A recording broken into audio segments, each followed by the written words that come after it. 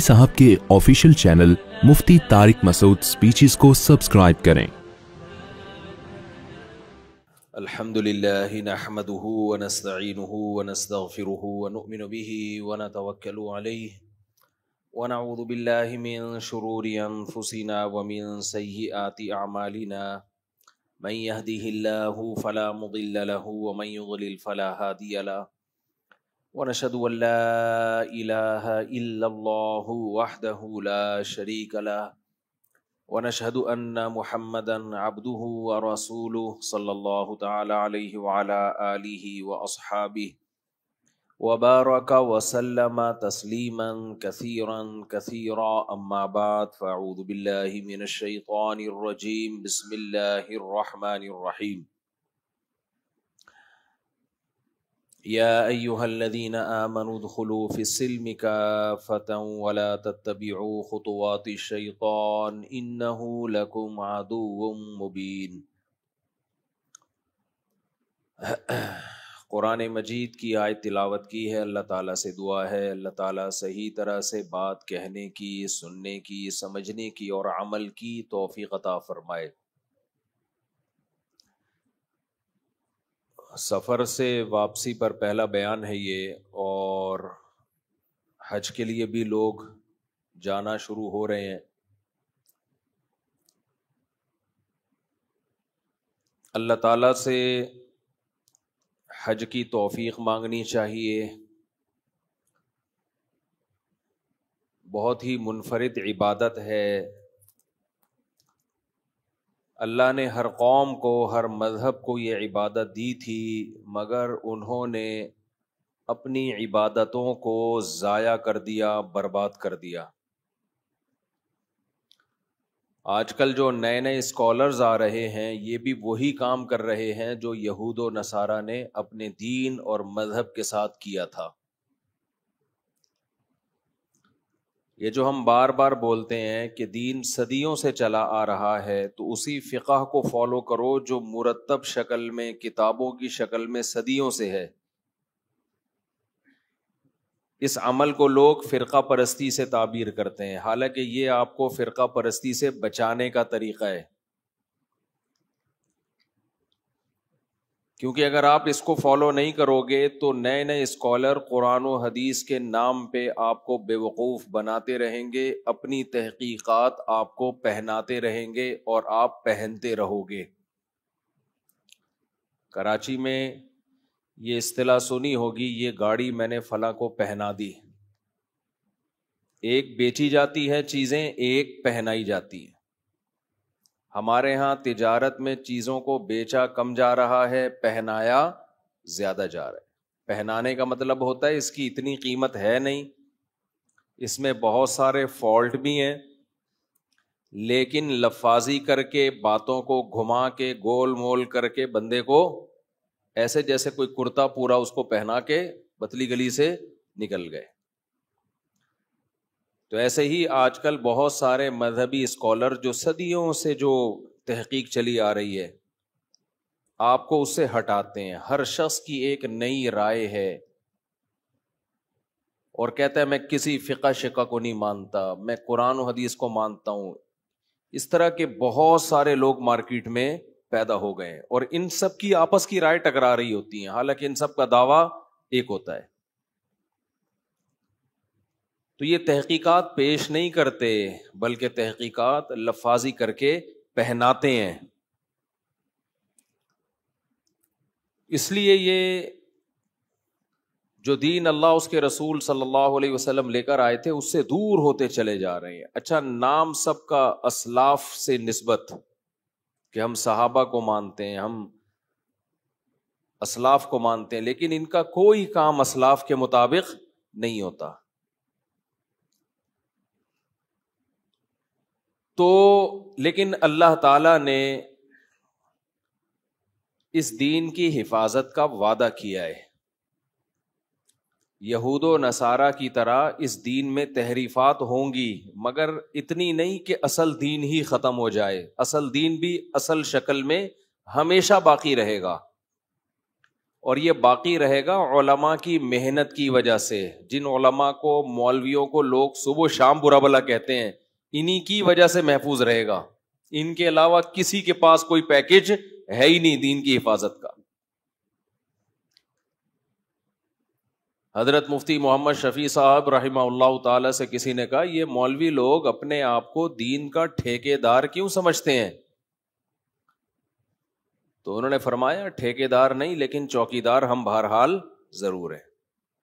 آڑی ترچھی چیزوں کو گھسنے نہیں دیں گے. پھر وہی مشہور اشکال مولویوں میں, اتنے 2 نمبر فلاں مولوی. تو بھائی وہ تو ہوں گے 2 نمبر بھی ہوں گے, 1 نمبر بھی ہوں گے. کہ جو طبقہ علماء کو برا کہے, یہ مولانا ایسے, مولانا ویسے, مولانا یوں, مولانا یوں, پاگل ہے وہ, سمجھ لو اس کا اوپر کا دماغ کیا ہو گیا ہے, کھسک گیا ہے, باولا ہو گیا ہے, سٹھیا گیا ہے. باولوں کی بہت ساری قسمیں ہوتی ہیں, ہر آدمی کا کام نہیں ہوتا اس کو ٹریس کرنا. جو پہلی بیوی کے سامنے دوسری شادی کی اجازت لے رہا ہو, سمجھ لو اوپر سے کیا ہو گیا ہے, یہ بھی ایک قسم ہے. باولے کی بہت ساری قسمیں ہوتی ہیں.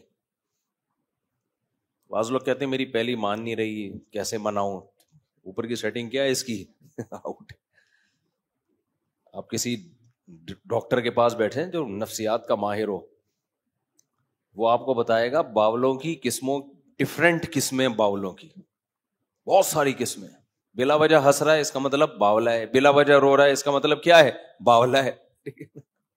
بلا وجہ جذباتی ہو رہا ہے اس کا مطلب کیا ہے, باولا ہے. بعض لوگ ایسی جذباتی, ذرا سی بات ہے ایک دم جذباتی ہو جاتے ہیں.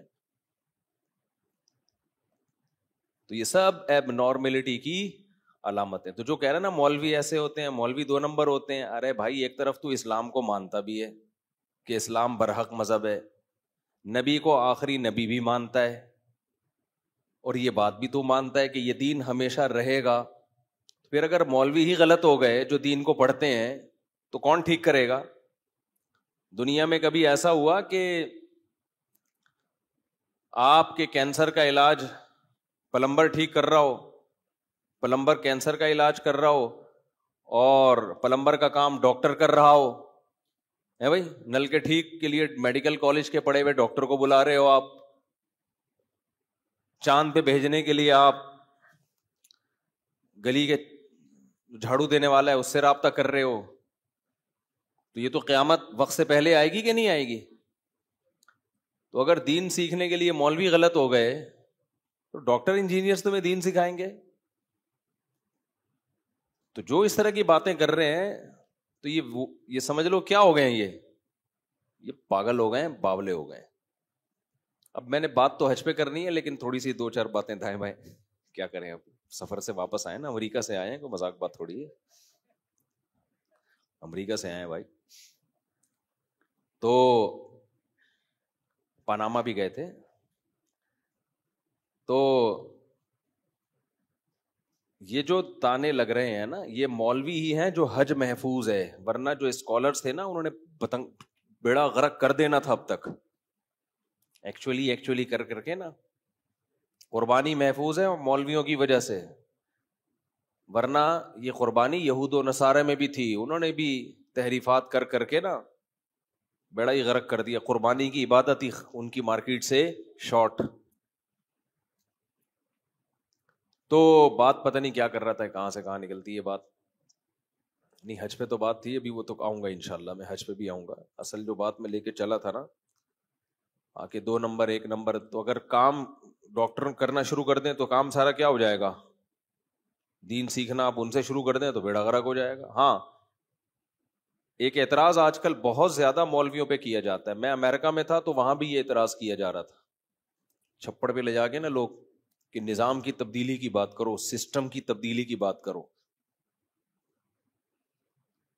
میں نے کہا اتنی کٹ لگے گی نا تمہیں یہاں پہ سسٹم کی تبدیلی, تم یہ بات کسی وکیل کے یا وہاں کے کسی بڑے کے سامنے جا کے بات کرو, اور یہ نوجوانوں کو خراب نہ کرو جو مشکلوں سے ویزے لے کے یہاں کھانے کمانے کے لیے پہنچے ہیں.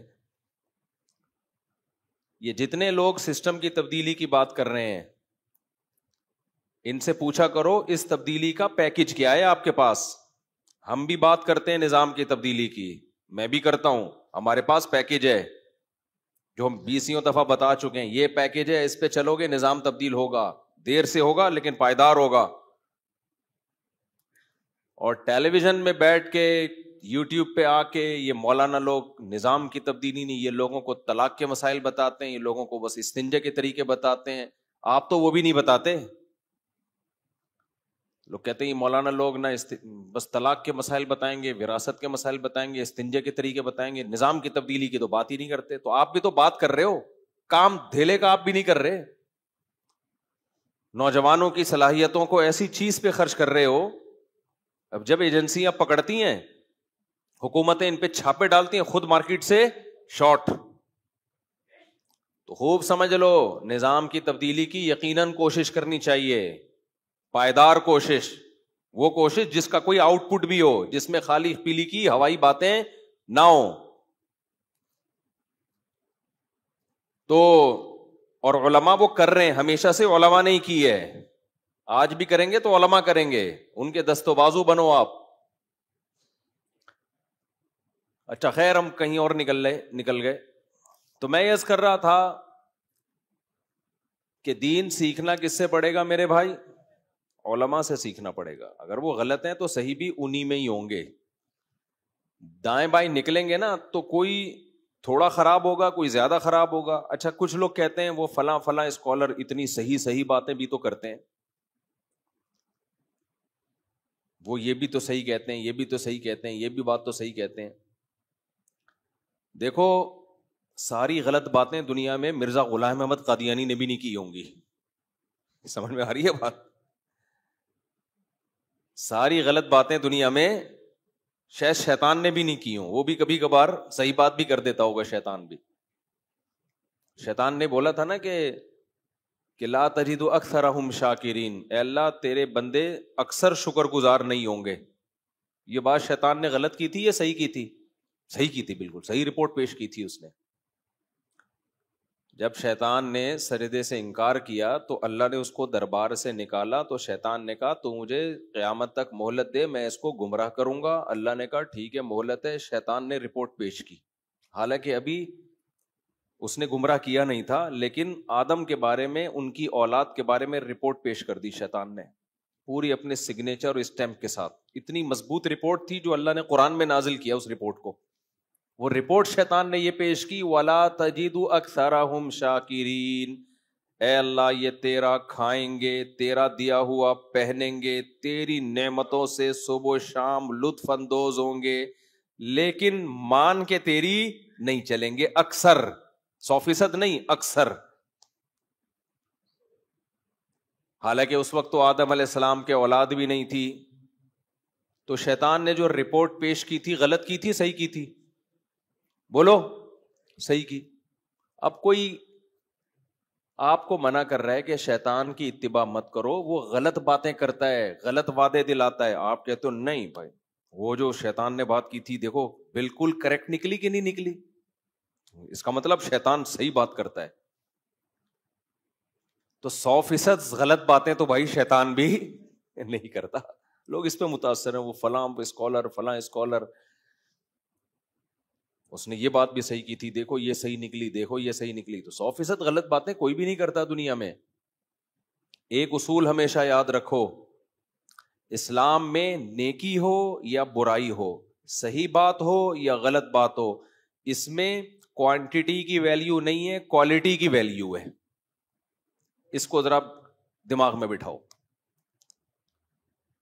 کوانٹٹی کی ویلیو نہیں ہے کہ کون زیادہ باتیں غلط کرتا ہے اور زیادہ صحیح کرتا ہے. یوں ہم دیکھیں, مثال کے طور پر ایک آدمی 99 باتیں صحیح کرتا ہے, ایک غلط کرتا ہے, تو کوانٹٹی کے لحاظ سے, مقدار کے لحاظ سے اس کی غلط باتیں کم ہیں, صحیح باتیں بولو زیادہ. 99 صحیح, ایک غلط.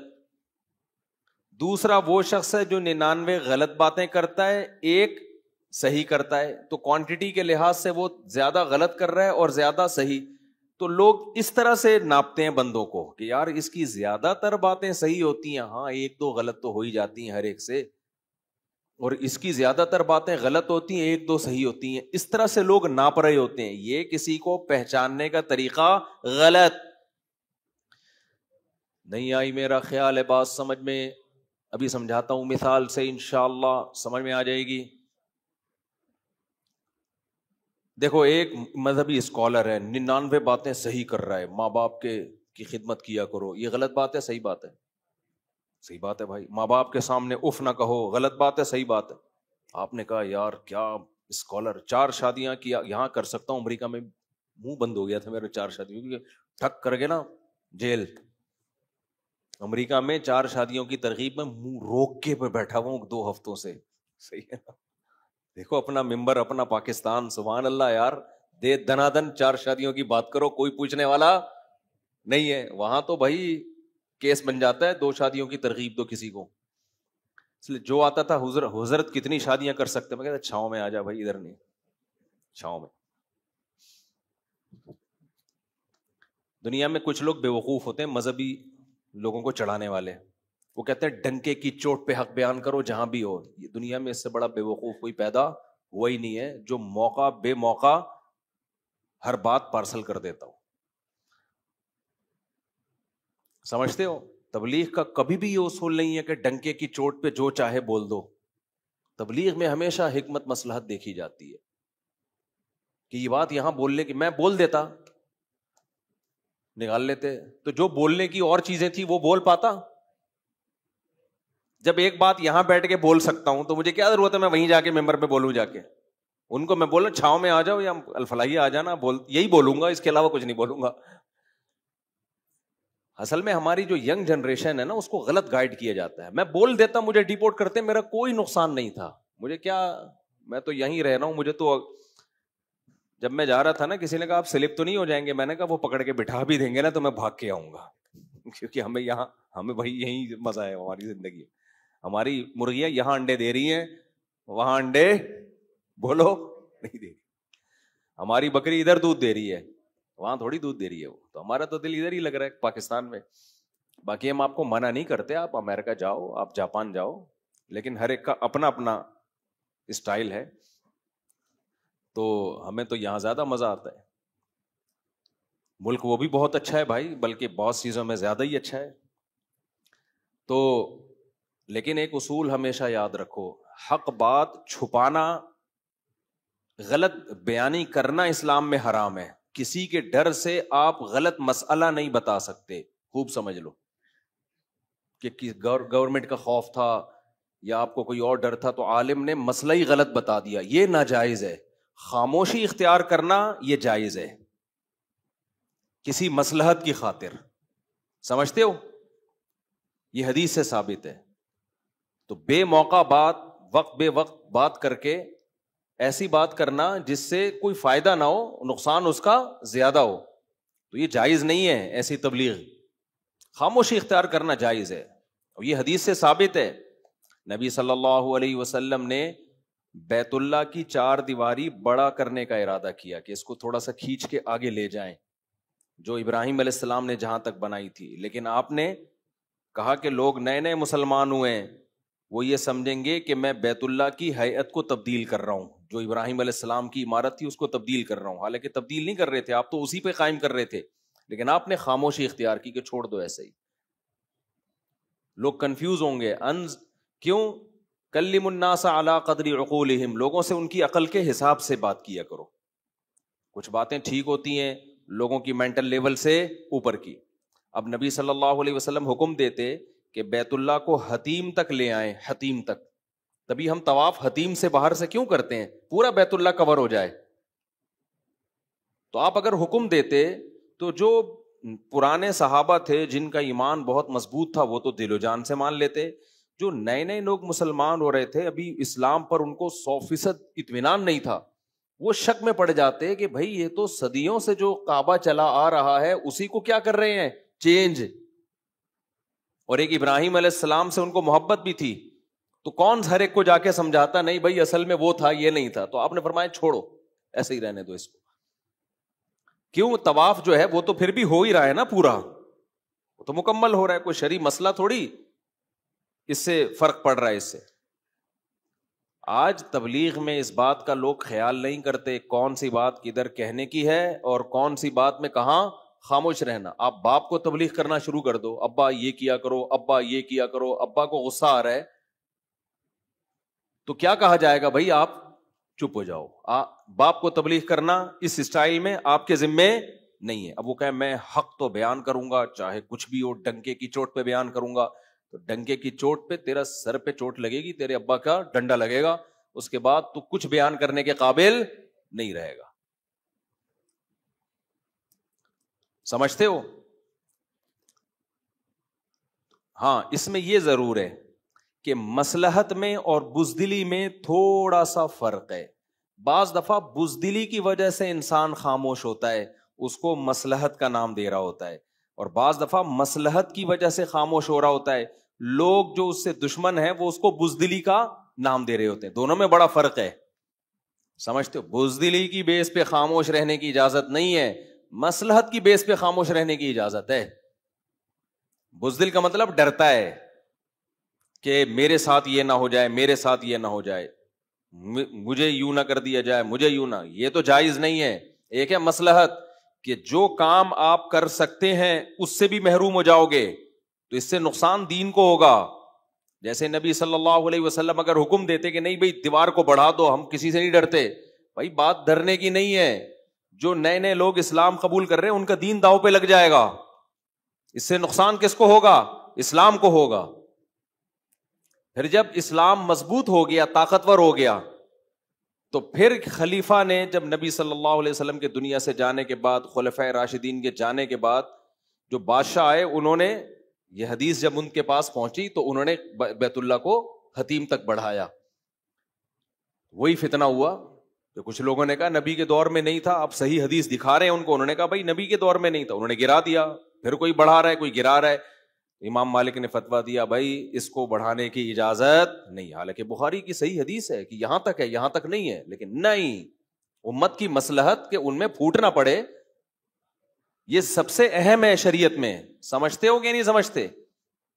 آج بعض مذہبی اسکالر کیا کرتے ہیں, کہیں ممبر پہ لے جا کے بٹھا دو, اس علاقے میں پڈا ڈال دیں گے, جا کے ایسے ایسے مسائل بتانا شروع کر دیں گے, لوگوں کی مینٹل لیول سے اوپر کی باتیں, حیات ممات کے جھگڑے اور جو کیا کیا. جو پنجاب میں آپ جھگڑے جا کے دیکھو, عام پبلک حیران ہوتی ہے یار یہ ہو کیا رہا ہے. تو خاموشی اختیار کرنا جائز ہے مصلحتاً, بزدلی کی بیس پہ نہیں. واقعی مصلحت ہو لیکن غلط بیانی شریعت میں جائز بولو نہیں ہے.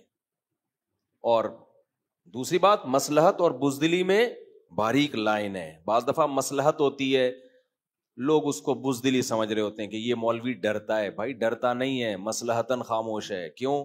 بہت ساری مصلحتیں ہو سکتی ہیں. تو لوگ کہتے ہیں ڈر گیا, ڈر نہیں رہا ہوتا وہ. اور بعض دفعہ ڈر رہا ہوتا ہے, اس کو نام کیا دے رہا ہوتا ہے؟ مصلحت کا. یہ بھی ہوتا ہے, اصل میں ڈر رہا ہے تو نام اس کو مصلحت کا دے رہا ہوتا ہے. تو یہ فرق کرنا صاحب حکمت کا کام ہوتا ہے. تبھی اللہ تعالیٰ نے قرآن میں جس نعمت کو سب سے بڑی نعمت قرار دیا ہے نا, وہ ہے حکمت. یؤتی الحکمت من یشاء, جس کو چاہتا ہوں حکمت دیتا ہوں. یہ حکمت یہی تو ہے کہ آپ کو پتہ چل جائے تکبر اور استغنا میں فرق, آپ کو تواضع میں اور احساس کمتری میں فرق پتہ چل جائے. استغنا الگ چیز ہے, تکبر میں انسان اکڑتا ہے, استغنا میں بھی اکڑتا ہے. لیکن استغنا کی اکڑ اللہ کو پسند ہے, تکبر کی اکڑ اللہ کو پسند بولو نہیں ہے. دونوں میں فرق ہے. ایک ہے تواضع, ایک ہے احساس کمتری. تواضع اللہ کو پسند ہے, بعض دفعہ تواضع نہیں ہوتی, احساس کمتری کی وجہ سے مرا جا رہا ہوتا ہے, زمین میں گڑا جا رہا ہوتا ہے. وہ سمجھتا ہے میں بہت متواضع ہوں. متواضع تھوڑی ہے تجھے تو تیرے اللہ جو اللہ نے صلاحیتیں دی کم بخت تجھے انہی کا ہی پتہ نہیں ہے, تو کچھ دنیا میں کر ہی نہیں سکتا. ابھی ان پہ میں تواضع کسے کہتے ہیں, احساس کمتری کسے کہتے ہیں, تکبر کسے کہتے ہیں, استغنا کسے کہتے ہیں, مصلحت اور بزدلی, یہ الگ الگ مستقل ٹاپکس ہیں. اترانا الگ چیز ہے, شکر گزاری الگ چیز ہے. بعض دفعہ انسان اپنی نعمتیں لوگوں کے سامنے بیان کر رہا ہوتا ہے, وہ اترا نہیں رہا ہوتا, وہ شکر گزار ہوتا ہے. یہ عمل اللہ کو پسند ہے, لیکن یہی بیان کرنا بعض دفعہ اترانا کہلاتا ہے, فخر کہلاتا ہے, یہ اللہ کو پسند نہیں ہے. تو صاحب حکمت بتائے گا کہ کس کا عمل تکبر اترانا ہے اور کس کا عمل شکر گزاری ہے. ہمارے حضرت مفتی رشید احمد صاحب جب آ کے بیٹھتے مجلس میں, تو جو آدمی ان کے مزاج سے واقف نہیں تھا نا, وہ جب اپنی تعریفیں کرتے تو نیا آدمی سمجھتا ان کے اندر تو بڑے اترا رہے ہیں بھائی, میرے اندر یہ خوبی, میرے اندر یہ خوبی, مجھے اللہ نے یہ دیا, تو وہ سمجھتے شو مار رہے ہیں. ہم چونکہ ان کی صحبت میں رہ چکے تھے, ہمیں پتا تھا شو نہیں مار رہے ہیں, ان کے مزاج میں شو ہے ہی نہیں. ان کے مزاج میں اللہ نے شکر گزاری کا جذبہ دیا ہے. نہیں یار یہ زیادہ پیچیدہ ہو گیا, اب دوبارہ آ رہا ہوں واپس, زیادہ گاڑا ہو گیا میرا خیال ہے بیان. تو یہ ہر چیز میں نا ایک الگ الگ ٹاپک ہے یہ. تو خیر میں جو مثال دے رہا تھا کہ ایک آدمی بیان کر رہا ہے 99 چیزیں غلط, ایک چیز صحیح. تو کوانٹٹی کے لحاظ سے غلط باتیں زیادہ ہیں, صحیح باتیں کم ہیں. دوسرا بیان کر رہا ہے 99 صحیح ایک غلط. تو لوگ دیکھتے ہیں یار 99 باتیں تو صحیح کر رہے ہیں نا, چلو ایک غلط کر رہا ہے, کوئی بات نہیں. بھائی یہ کسی کو جانچنے کا طریقہ بولو نہیں ہے. اسلام میں کوانٹٹی سے زیادہ ویلیو کس کی ہے؟ کوالٹی کی. اس کی دلیل کیا ہے؟ قیامت کے دن اعمال, گناہ اور نیکیاں گنی جائیں گی یا تولی جائیں گی؟ بولو بھائی, جو زیادہ نیکیاں لایا ہے جنت میں جائے, ایسا ہونا چاہیے, کیا خیال ہے؟ جو کم نیکیاں لایا ہے جہنم میں جائے؟ نا نا نا نا نا, اللہ نے کہا نہیں, زیادہ اور کم کی تو میں نے بات ہی نہیں کی ہے. یہ جو زیادہ لے کر آئے گا 99 نیکیاں اور ایک گناہ لایا, تو 99 نیکیاں چل بھائی جا جنت میں, ایک گناہ ہے تو چل بخش دیا. اور جو لایا 99 گناہ اور ایک نیکی, اس کو کہاں جانا چاہیے؟ بلکہ 51 نا. بھائی اللہ میاں یوں فرما دیتے کہ جو زیادہ نیکیاں لائے گا وہ جنت میں, جو زیادہ برائیاں لائے گا وہ کہاں؟ جہنم میں. یہ معیار ہونا چاہیے تھا نا. تو پھر جو 51 نیکیاں اور 49 گناہ لایا, اسے کہاں جانا چاہیے؟ منہ سے یعنی بول لیں چاہیے نا, 51 نیکیاں اور 49 گناہ, کیونکہ اس کی نیکیاں زیادہ ہیں, گناہ کیا ہیں؟ کم ہیں. تو جو اسکالر 99 صحیح باتیں کر رہا ہے, ایک غلط کر رہا ہے, اسے بھی جنت میں جانا چاہیے نا. کیا خیال ہے بھائی صاحب؟ میں کوئی چارٹرڈ اکاؤنٹنٹ کے ایکویشنز تو نہیں حل کروا رہا آپ سے بیٹھ کے نا, سیدھی سیدھی مثالیں دے رہا ہوں بھائی. تو جو 99 نیکیاں لایا ہو ایک گناہ, اسے کہاں جانا چاہیے؟ جنت میں, کیونکہ نیکیاں زیادہ ہیں, گناہ کیا ہیں؟ کم ہیں. لیکن اللہ میاں کے ہاں یہ معیار نہیں ہے. اللہ میاں نے یہ نہیں فرمایا جو زیادہ نیکیاں لائے گا وہ جنت میں, جو زیادہ گناہ لائے گا وہ جہنم میں. نا نا نا, اللہ میاں نے فرمایا فمن ثقلت موازینہ, جس کی نیکیوں کا پلڑا جھک گیا, وزنی ہو گیا, چاہے ایک ہی نیکی ہو. بعض دفعہ ایک ہی نیکی اتنی بھاری ہوگی, اور جس کے گناہوں کا پلڑا جھک گیا, پلڑے پر ہوگا, سمجھتے ہو, پلڑے پر ہوگا حساب کتاب. اب اس میں مبہم رکھ دیا کہ بھائی ایک گناہ ہو سکتا ہے وزنی بہت ہو سکتا ہے, وہی ساری نیکیوں کو کھا کے ختم, اور ایک نیکی ہو سکتا ہے ایسی خاندانی وزن ویٹ اتنا ہو کہ سارے زندگی کے گناہوں کو اژدہے کی طرح کھا کے ختم. تو اس سے پتا چلتا ہے بھائی جو اسکالر 99 غلط باتیں کر رہے ہیں, ایک صحیح کر رہے ہیں, تو اس کا مقابلہ اس سے نہیں کرانا جو 99 صحیح کر رہا ہے ایک غلط. نا نا نا, دیکھنا ہے کہ وہ جو ایک غلط ہے اس کا ویٹ کتنا ہے. اگر 99 صحیح ہے, ایک غلط ہے, لیکن وہ غلط بہت وزنی ہے, تو وہ ایک غلط بھی اس اسکالر کے گمراہ ہونے کے لیے کافی. اب میں مثال سے سمجھاتا ہوں. مثال کے طور پر آپ نے یوٹیوب پہ کسی اسکالر کو دیکھا کہہ رہے ماں باپ کے سامنے اف نہ کرو, آپ نے کہا یار یہ اسکالر یہ بات کیا کرتا ہے, بالکل ٹھیک, زبردست بات کی ہے. بیوی سے محبت کرو, غلط ہے صحیح ہے؟ یار یہ ہمیشہ میاں بیوی کے حقوق پر اچھی بات کرتا ہے. عورت کو کہتا ہے کہ شوہر کی اطاعت کرو, شوہر کو کہتا ہے بیوی سے محبت کرو, زبردست. خاندانی ہو گیا. حج کیا کرو, عمرہ کیا کرو, نماز پڑھا کرو, زکوٰۃ. یار ساری باتیں تو صحیح ہیں, مولوی پتہ نہیں اس کے پیچھے کیوں پڑ گئے ہیں.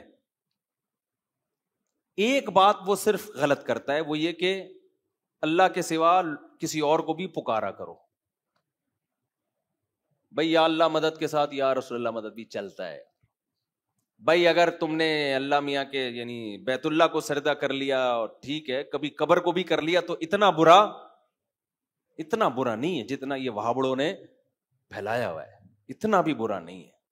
وہابیوں کی سپرلیٹو ڈگری ہے وہابڑے, کیونکہ میں تو کمنٹس میں دیکھ رہا ہوتا ہوں نا. ہمیں جہاں بہت سے لوگ اپریشیٹ کر رہے ہوتے ہیں, بہت سے پتہ نہیں کیا کیا بھی کر رہے ہوتے ہیں, تو یہ وہابڑوں کو کیا پتا. تو اگر کسی نے کر لیا تو کیا ہو گیا اس میں. تو بھائی یہ بات تو ایک غلط کی ہے, لیکن یہ اتنی غلط ہے, اتنی وزنی ہے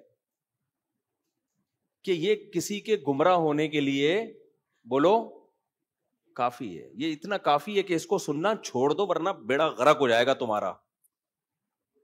کیونکہ یہ مسئلہ تو اللہ نے قرآن و سنت میں اتنی وضاحت سے بیان کر دیا ہے کہ اگر کوئی یہ بات کرتا ہے اس کا مطلب الحم سے لے کے والناس تک قرآن کا ایک حرف بھی اس کی سمجھ میں نہیں آیا, تو یہ تمہیں نکاح طلاق کے مسائل کہاں سے بتائے گا. ہو سکتا ہے چوری کر کے دوسروں کی کتابیں دیکھ کے بتا رہا ہو, جس کی اتنی تحقیق نہیں ہے کہ ایاک نعبد و ایاک نستعین, اے اللہ ہم تیری ہی عبادت کرتے ہیں, تجھی سے مدد طلب. اس کو اس کا مطلب نہیں آتا تو کیا کرنا کیا ہے پھر اس کا. ہم نے نہیں آئی بات تو پھر تو یہ باتیں تو بھی سبھی کر لیتے ہیں. یہ کون سا تیر مار لیا اس نے.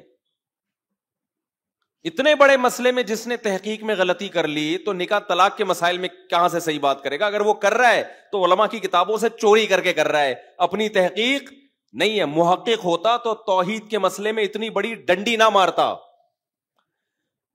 نہیں آ رہی میرا خیال ہے بات سمجھ میں. ہم غامدی صاحب کے کیوں خلاف ہیں؟ غامدی صاحب بھی بہت ساری باتیں ٹھیک بھی کرتے ہیں, لیکن جو غلط کرتے ہیں نا وہ اتنی غلط ہوتی ہیں کہ ہماری درجہ اولا کے بچے کو پتا ہے کہ غلط ترجمہ ہو رہی ہے. سمجھ رہے ہو کہ نہیں سمجھ رہے؟ یہ محترم ڈنڈی مار رہے ہیں ترجمے میں. حضرت عیسیٰ کی حیات کا انکار کہ حضرت عیسیٰ آسمانوں پہ زندہ ہیں, یہ غلطی ایک ہے, اس کا وزن بہت زیادہ ہے. کیونکہ آپ سارے صحابہ کو, تابعین, تبع تابعین, چاروں ائمہ, محدثین, فقہا, سب کو سمجھ رہے. ان کو قرآن و سنت کا پتہ تھا ہی نہیں, اب ہمیں پتہ چلا ہے قرآن و سنت کیا ہے. یہ غلطی ایک ہے, لیکن یہ آپ کی علمی حیثیت کو 2 ٹکے کی اس نے نہیں چھوڑا. آپ کو یہ بتا دیا کہ آپ کی تحقیق 2 ٹکے کی بھی نہیں ہے, کچھ بھی نہیں آتا آپ کو. باقی جو صحیح باتیں آپ کر رہے ہیں وہ تو سارے کر رہے ہیں, تو آپ بھی کر لو, ٹھیک ہے. کیا کون سا آپ نے کوئی تیر مار لیا اس میں؟ نہیں آ رہی میرا خیال ہے بات. عیسیٰ علیہ الصلوۃ والسلام کے بارے میں اجماع امت کیا ہے؟ حضرت عیسیٰ آسمانوں پہ زندہ ہیں. اب ہم جب اس میں سختی کرتے ہیں نا کہ یہ مسئلہ اجماعی ہے, غامدی صاحب نے جو اس کی مخالفت کی ہے غلط ہے, تو لوگ کہتے ہیں دیکھو غامدی صاحب کتنی محبت سے سمجھاتے ہیں اور یہ مولوی کیسے جذباتی ہوتے ہیں. کیونکہ ہمیں اس مسئلے کے ویٹ کا اندازہ ہے, اس لیے جذباتی ہوتے ہیں. وزن کا اندازہ ہے. جس نے تھوڑا سا بھی قرآن پڑھا ہو, حدیث پڑھی ہو, اس کو اس مسئلے کے ویٹ کا بولو اندازہ ہے کہ یہ کتنا وزنی ہے. اتنا ہلکا نہیں ہے جیسے آپ نے اڑا دیا اس کو تو ایکچولی کر کے. نہیں آئی میرا خیال ہے بات. یہ تو اجماعی عقیدہ ہے بھائی, اور قرآن کہہ رہے جو اجماعی امت کے خلاف چلے گا نولیہ ما تولا, جہاں جا رہے ہیں ہم جانے دیں گے اس کو. یہ بڑی سخت دھمکی ہے. پھر اس کی کوئی لگام نہیں ہوگی, بے لگام اونٹ کی طرح چلتا رہے گا. پھر وہ اتنا غلط ترجمہ, اتنا توڑا موڑا ہے آیت کو. اب جن کو نہیں آتا ترجمہ وہ تو کہیں گے کہ یار تحقیق ہے. جنہوں نے پڑھا ہوا وہ کہیں گے بھائی آپ چھوٹی غلطی کر لیتے یار, رفع الیدین کے مسئلے میں کر لیتے, زور سے آمین آہستہ آمین, یہ جھگڑے چل رہے ہیں ہمیشہ سے, کر لیتے. اتنے بڑے مسئلے میں آپ نے اتنا بڑا بلنڈر مارا. جیسے انجینئر علی مرزا نے آیت کا ترجمہ غلط کیا نا, خلا والی آیت کا. پوری امت کا اجماع ایک طرف ہے, اور آپ نے کہہ دیا عورت کو بھی عدالت سے ڈیورس کا حق ہے جس طرح مرد کو طلاق دینے کا حق ہے. تو یہ چھوٹا مسئلہ نہیں ہے. جو انجینئر سے جو غلطی ہوئی ہے نا, یہ ویٹ کیا ہے, یہ بہت وزنی ویٹ ہے. آپ نے جو غلطی کی ہے وہ کام کیا جو یہود و نصارہ میں بھی نہیں تھا. آسمانی مذاہب میں ہمیشہ سے نکاح ختم کرنے کا اختیار مرد کے پاس ہوتا ہے, ہمیشہ سے. یہ تو اب سیکولر لبرل حکومتوں نے آ کے عورت کو اختیارات دیے ہیں. تو یہ مسئلہ ایک ہے، لیکن یہ آپ کی علمی شخصیت کو 2% کا نہیں چھوڑتا. اس سے پتہ چلتا ہے آپ کی علم کی حیثیت 2% کی نہیں ہے. پتہ ہی نہیں آپ کو قرآن و سنت میں لکھا ہوا کیا ہے، تو آپ باقی مسائل میں جو پیچیدہ ہیں ان میں کیا تحقیق کرو گے؟ تو بعض دفعہ مسئلہ ایک ہوتا ہے، وزن اس کا بولو بہت ہیوی ہوتا ہے. یہ جو کہتے ہیں نا، انجینئر صاحب نے 20 دفعہ یہ دعویٰ کیا ہے کہ عورت کو بھی ڈیورس کا حق ہے، یعنی خلا کے ذریعے جس طرح مرد کو حق ہے. یہ لطیفہ ہے، یہ لطیفہ جس کو تھوڑا سا قرآن و سنت کا علم ہے. اتنا بڑا بلنڈر یار، پورا خاندانی نظام کی ایسی کی تیسی، اور آپ کو نہ بخاری کا پتا، نہ مسلم کا پتا، نہ اجماع امت کا پتا. تحقیق تو کر لیتے. تو اتنے بڑے بڑے بلنڈر ہوتے ہیں جس سے پتا چلتا ہے بھائی آپ جن مسئلوں پہ تحقیق پیش کر رہے ہو نا، وہ تحقیق بھی کیا ہو جاتی ہے؟ مشکوک، کہ وہی ہوگی پھر جو یہاں کیا ہے. تو اگر کوئی اسکالر 99 باتیں ٹھیک کر رہا ہے، ایک بات غلط کرتا ہے کہ قبر کو سردہ بھی جائز ہے، بھائی یہ بات تو ایک ہی ہے. پھر یہ نہیں کہہ سکتے اتنی صحیح باتوں میں اگر ایک غلط ہو گئی، بھائی وہ غلط، وہ یہ ایسے ہی ہے جیسے کوئی محقق ڈاکٹر ہو، 99 باتیں صحیح کر رہا ہو کہ جب سر میں درد ہوا کرے تو 2 گولی پیناڈول کھا لیا کرو. آپ نے کہا ویل ڈن، سارے ڈاکٹر یہ کہہ رہے ہیں یار تحقیق ہے اس بندے کی. بھائی اگر زکام ہوا کرے تو جو شاندہ پی لیا کرو. واہ واہ واہ یار، زبردست ریسرچ ہے. اور پھر حوالے بھی دے رہا ہو، یہ تو فلاں کتاب میں لکھا ہے، فلاں کتاب میں. ایک دن آگے لمبی پھینک دی کہ جب آپ کو زکام ہوا کرے نا، گلا خراب ہوا کرے، تو املی کا اچار سرکہ ڈال کے کھایا کرو. آئی بات سمجھ؟ وزن کم کرنا ہو تو کولڈ ڈرنک پیا کرو. وزن کم کرنا ہو، شوگر فری نہیں، یہ والی جو عام کولڈ ڈرنک ہے، یہ دے دنادن آلو کے چپس کھایا کرو اور کولڈ ڈرنک پیا کرو، اور جتنا زیادہ وزنی ہوگے اتنے پاورفل ہوگے. غلطی تو ایک ہے میرے بھائی، لیکن ڈاکٹروں کی نظر میں اس ڈاکٹر کی 2% کی ویلیو رہے گی نہیں اس غلطی کے بعد. کہیں گے پھینکو ایک نمبر کا. بھائی اس کو تو کچھ بھی نہیں پتا یار. عوام تو کہہ رہی ہوگی تحقیق لایا ہے. بھائی کیا لایا ہے؟ اب تک ڈاکٹر منجن بیچ رہے تھے، کولڈ ڈرنک والوں سے دشمنی تھی، اصل میں اپنا منجن بیچنا تھا. ویٹ کم کرنا ہے اور کیٹو ڈائٹ اور فلانی ڈائٹ اور یہ ڈائٹ اور لو کارب. اصل میں ڈاکٹروں کا منجن اس نے دکان بند کر دی نا. ہم خام خامے کھانے سے، اتنی لذتوں سے، ہمیں پراٹھے کھا رہے تھے مفتی صاحب کے بیان سن کے، وہ ساری چیزوں سے ڈاکٹروں نے محروم کر دیا. یہ بندہ ہے حق پرست. تو عوام تو کہے گی، لیکن ڈاکٹروں کی نظر میں اس ڈاکٹر کی ویلیو 2% کی بھی نہیں رہے گی. جو 99 صحیح باتیں ہیں نا، ڈاکٹر کہیں گے یہ بھی لگتا ہے اس کی نہیں ہے، یہ ہماری کتابیں چوری کر کر کے مارکیٹ میں لایا ہے، یہ اپنی نہیں ہے کوئی تحقیق. کیونکہ تحقیق ہوتی تو اتنی بڑا بلنڈر تو نہ مارتا یار. لوگوں کو موٹا کر رہا ہے کہ لمبائی چوڑائی برابر ہو جائے آپ کی، گردن کا پتہ ہی نہیں چلے گئی کہاں. زیادہ بڑھتا ہے نا ویٹ تو پتہ ہی نہیں چل رہا ہوتا گردن ہے بھی کہ یا کیا رکھا ہوا ہے. یہ بہت زیادہ جب بڑھ جاتا ہے اور وہ کہہ رہے کہ اور کھاؤ اور ان ڈاکٹروں کی باتوں میں مت آؤ. بھائی غلطی تو ایک ہے، لیکن یہ ایک غلطی آپ کی ساری تحقیق پر اعتماد، یہ وہ غلطی نہیں جو ابو حنیفہ یا امام شافعی سے ہوا کرتی ہے، جو اجتہادی غلطی. یہ تو بھائی اس کا مطلب آپ کو پتہ ہی نہیں ہے. تو کچھ مسائل اجماعی ہیں، قرآن و سنت نے 2 اور 2 4 کی طرح بیان کر دیا ہے. توحید کا مسئلہ قرآن میں مبہم نہیں ہے، 2 اور 2 بولو 4 کی طرح ہے. عالم الغیب صرف اللہ کی ذات ہے، اللہ کے علاوہ نہ عطائی علم کسی کے پاس کلی، نہ ذاتی علم. یہ جو لوگ تعویل کرتے ہیں بھائی اللہ کے پاس، اللہ عالم الغیب ہے، سب کچھ پتا ہے اپنی، لیکن اپنی عطا سے اس نے نبی کو بھی سارا علم غیب دے دیا ہے. جو یہ باتیں کرتے ہیں قرآن کا ترجمہ ہی پڑھ لو بھائی. لو کنت اعلم الغیب لاستکثرت من الخیر. نبی کہتے ہیں، اللہ کہتے ہیں نبی سے کہ آپ کہہ دو کہ اگر میرے پاس غیب کا علم ہوتا، ما مسنی السوء، مجھے کبھی نقصان نہ ہوتا، کبھی بھی نقصان نہ ہوتا.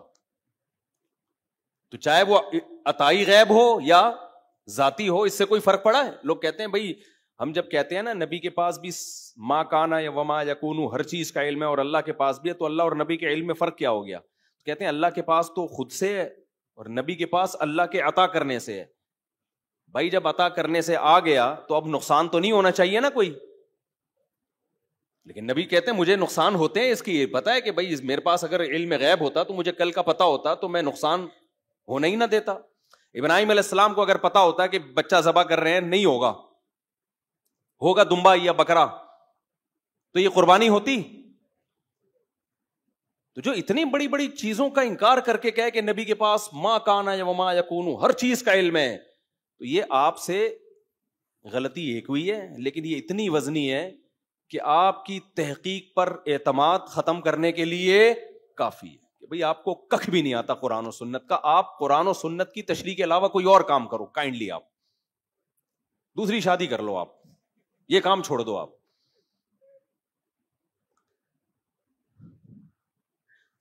اسی پہلی بات, قرآن نے توحید کا مسئلہ 2 اور 2 4 کی طرح بیان کیا, اس میں کوئی کنفیوژن نہیں ہے.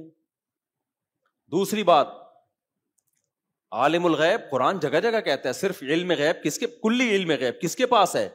اللہ کے پاس. ایک دفعہ ایک صاحب آئے, مجھے کہنے لگے, میری عمر 17 سال تھی اس وقت, مجھے کہنے لگے کہ قرآن تو کہہ رہا ہے وما ہوا علی الغیب بضنین, نبی کو ہم نے جو غیب کا علم دیا ہے نبی اس میں بخیل نہیں ہے, نبی اس میں بخیل نہیں ہے. اس کا مطلب نبی کو غیب کا علم دیا ہے. میں نے کہا غیب کا علم دیا ہے, کلی کی بات ہو رہی ہے, سب کچھ دے دیا.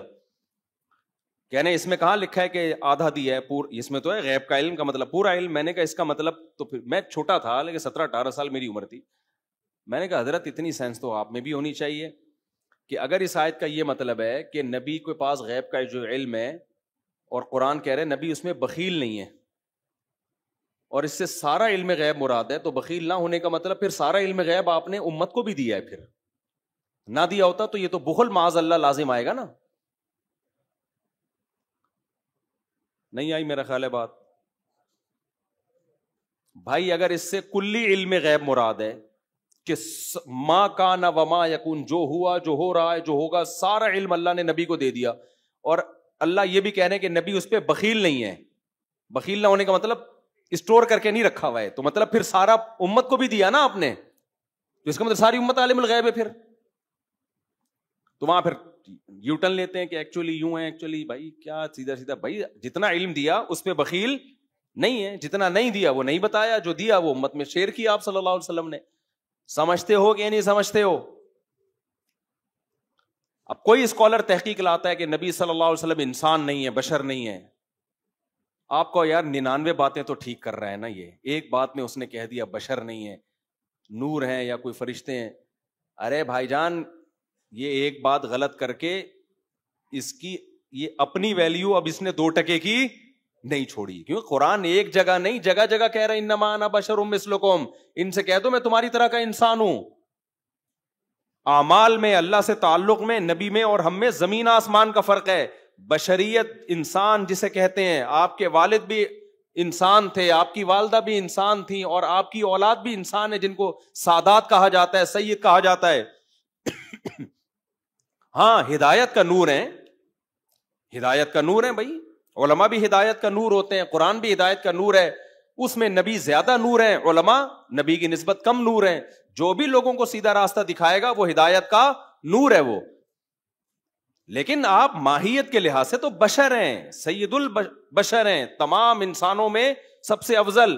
آدم کی اولاد میں آدم علیہ السلام کو خلقہ من تراب, قرآن کہہ رہا ہم نے مٹی سے بنایا, اور آدم علیہ السلام کی اولاد میں اللہ نے ہمارے نبی کو پیدا کیا. تو جب آدم مٹی سے ہیں تو ہمارے نبی کیسے نور سے بن گئے بھائی؟ یہ 2 اور 2 4 کی طرح عقائد ہیں. اب کوئی اسکالر 99 باتیں صحیح کر رہا ہے, ایک بات میں یہاں کے گڑبڑ کر رہا ہے. بھائی اس کا مطلب الحمد سے لے کے والناس تک اس نے قرآن سمجھا ہی نہیں ہے. تو 2 اور 2 4 کی طرح باتوں میں آپ گڑبڑ کر رہے ہو بھائی. اسی طرح ختم نبوت کا عقیدہ 2 اور 2 4 کی طرح یہ, جب قرآن میں یہ ختم نبوت کی آیت نازل ہوئی پوری امت نے یہی سمجھا لاسٹ میسنجر آف گاڈ محمد صلی اللہ علیہ وسلم. لو کان بعدی نبی لکان عمر, میرے بعد نبی ہوتا عمر ہوتے.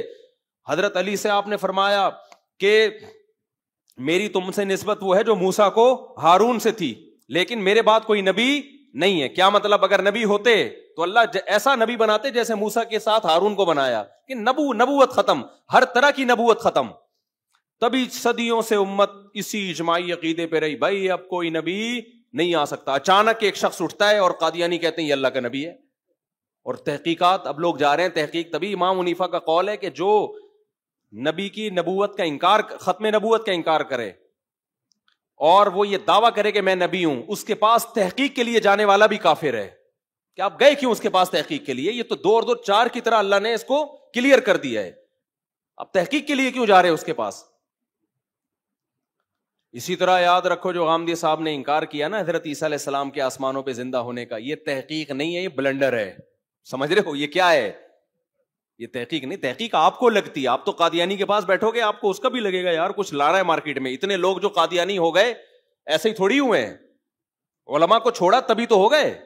اور یہ جتنے قادیانی ہیں نا، آپ کو پتا ہے ہم تو بچپن میں کچھ ٹائم گزارے قادیانی کے ساتھ، یہ پہلے علماء سے بدگمان کرتے ہیں پھر اپنا منجن بیچتے ہیں. یہ ان کو پتا ہے جب تک مولوی کی دل میں عقیدت ہے تو قادیانیوں کو پتا ہے ہمارا منجن نہیں بکے گا. سارے مولوی ایسے ہوتے ہیں، مولوی 2 نمبر ہوتے ہیں، مولوی یوں کرتے ہیں، مولوی یوں کرتے ہیں. اس کا جواب آسان ہے بھائی، ہر داڑھی والا نیک نہیں ہوتا. بہت سے برے لوگ داڑھی رکھ لیتے ہیں، بہت سے برے لوگ مولوی کا گیٹ اپ بنا لیتے ہیں. اس کا یہ مطلب تھوڑی ہے کہ سارے علماء غلط ہو گئے، لیکن لوگ متاثر ہوتے ہیں ان کی باتوں سے. واہ بھائی واقعی وہ ہوتے ہیں ایسے. پھر جب مولویوں سے علماء سے اعتماد ختم، پھر وہ آیت کی جو تشریح آپ کو پہنانا چاہے وہ کیا کر دے گا؟ پہنا دے گا. جو میں نے بتایا جیسے کراچی میں گاڑیاں پہنائی جاتی ہیں، صحیح ہے نا، پرانا مال پہنایا جاتا ہے، تو وہ پھر یہی کام کرتے ہیں. غامدی صاحب نے انکار کیا، ان کے داماد نے انکار کیا، یا انہوں نے عورت پہ عدت نہیں ہے جو 3 مینسز ہیں نا، اور کہا کہ ایکچولی کر کے بیڑا غرق کر دیا. کیوں نہیں ہے عدت بھائی؟ اچھا بخاری مسلم کی حدیثیں، حضرت عیسیٰ علیہ السلام قرب قیامت میں نازل ہوں گے. لَيُوشِكَنَّ أَن يَنزِلَ فِيكُمُ ابْنُ مَرْيَمَ حَكَمًا وَعَدْلًا، ضرور بھی ضرور تم پر ابن مریم نازل ہوں گے، حاکم بن کے، عادل بن کے. یکسر الصلیب، صلیب کو ختم کریں گے. وَيَقْتُلُ الْخِنزِيرَ، خنزیر کا دنیا سے خاتمہ کریں گے. وَيَضَعُ الْجِزْيَةَ، ایسی لڑائی ہوگی جزیہ کا نظام ختم کر دیں گے. اما الاسلام و اما السیف، یا تو اسلام یا تلوار. یہ عیسیٰ ابن مریم کا کام ہوگا. پوری امت کا اجماعی عقیدہ، بخاری مسلم کی حدیثیں. لیکن جب غامدی صاحب کے مسلک کے خلاف حدیث جائے گی تو حدیث حجت نہیں ہے. جب فیور کر رہی ہوگی تو حدیث کیا ہے؟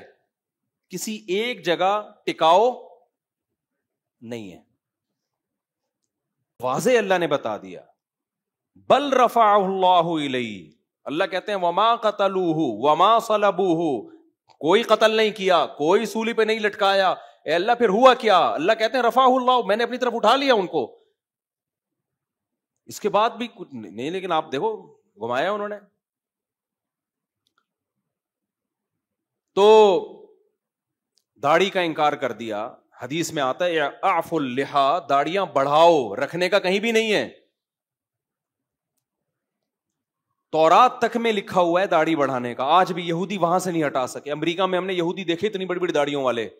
یہودی جو کام نہیں کر سکا، ہمارے اسکالر نے وہ کام.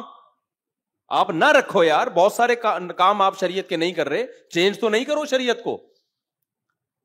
کہہ دیا بڑے آرام سے جی اس دور کا کلچر تھا، داڑھی تو سب رکھتے تھے. نبی نے فرمایا 10 چیزیں پیغمبروں کی فطرت ہیں، نیچر ہیں، جن میں ناخن کاٹنا. اب اس دور میں اگر ناخن کاٹنے کا کلچر تھا تو یہ تو نہیں کہ ناخن اس لیے بڑھانا کی اجازت دے دی جائے کہ اس دور میں کلچر تھا.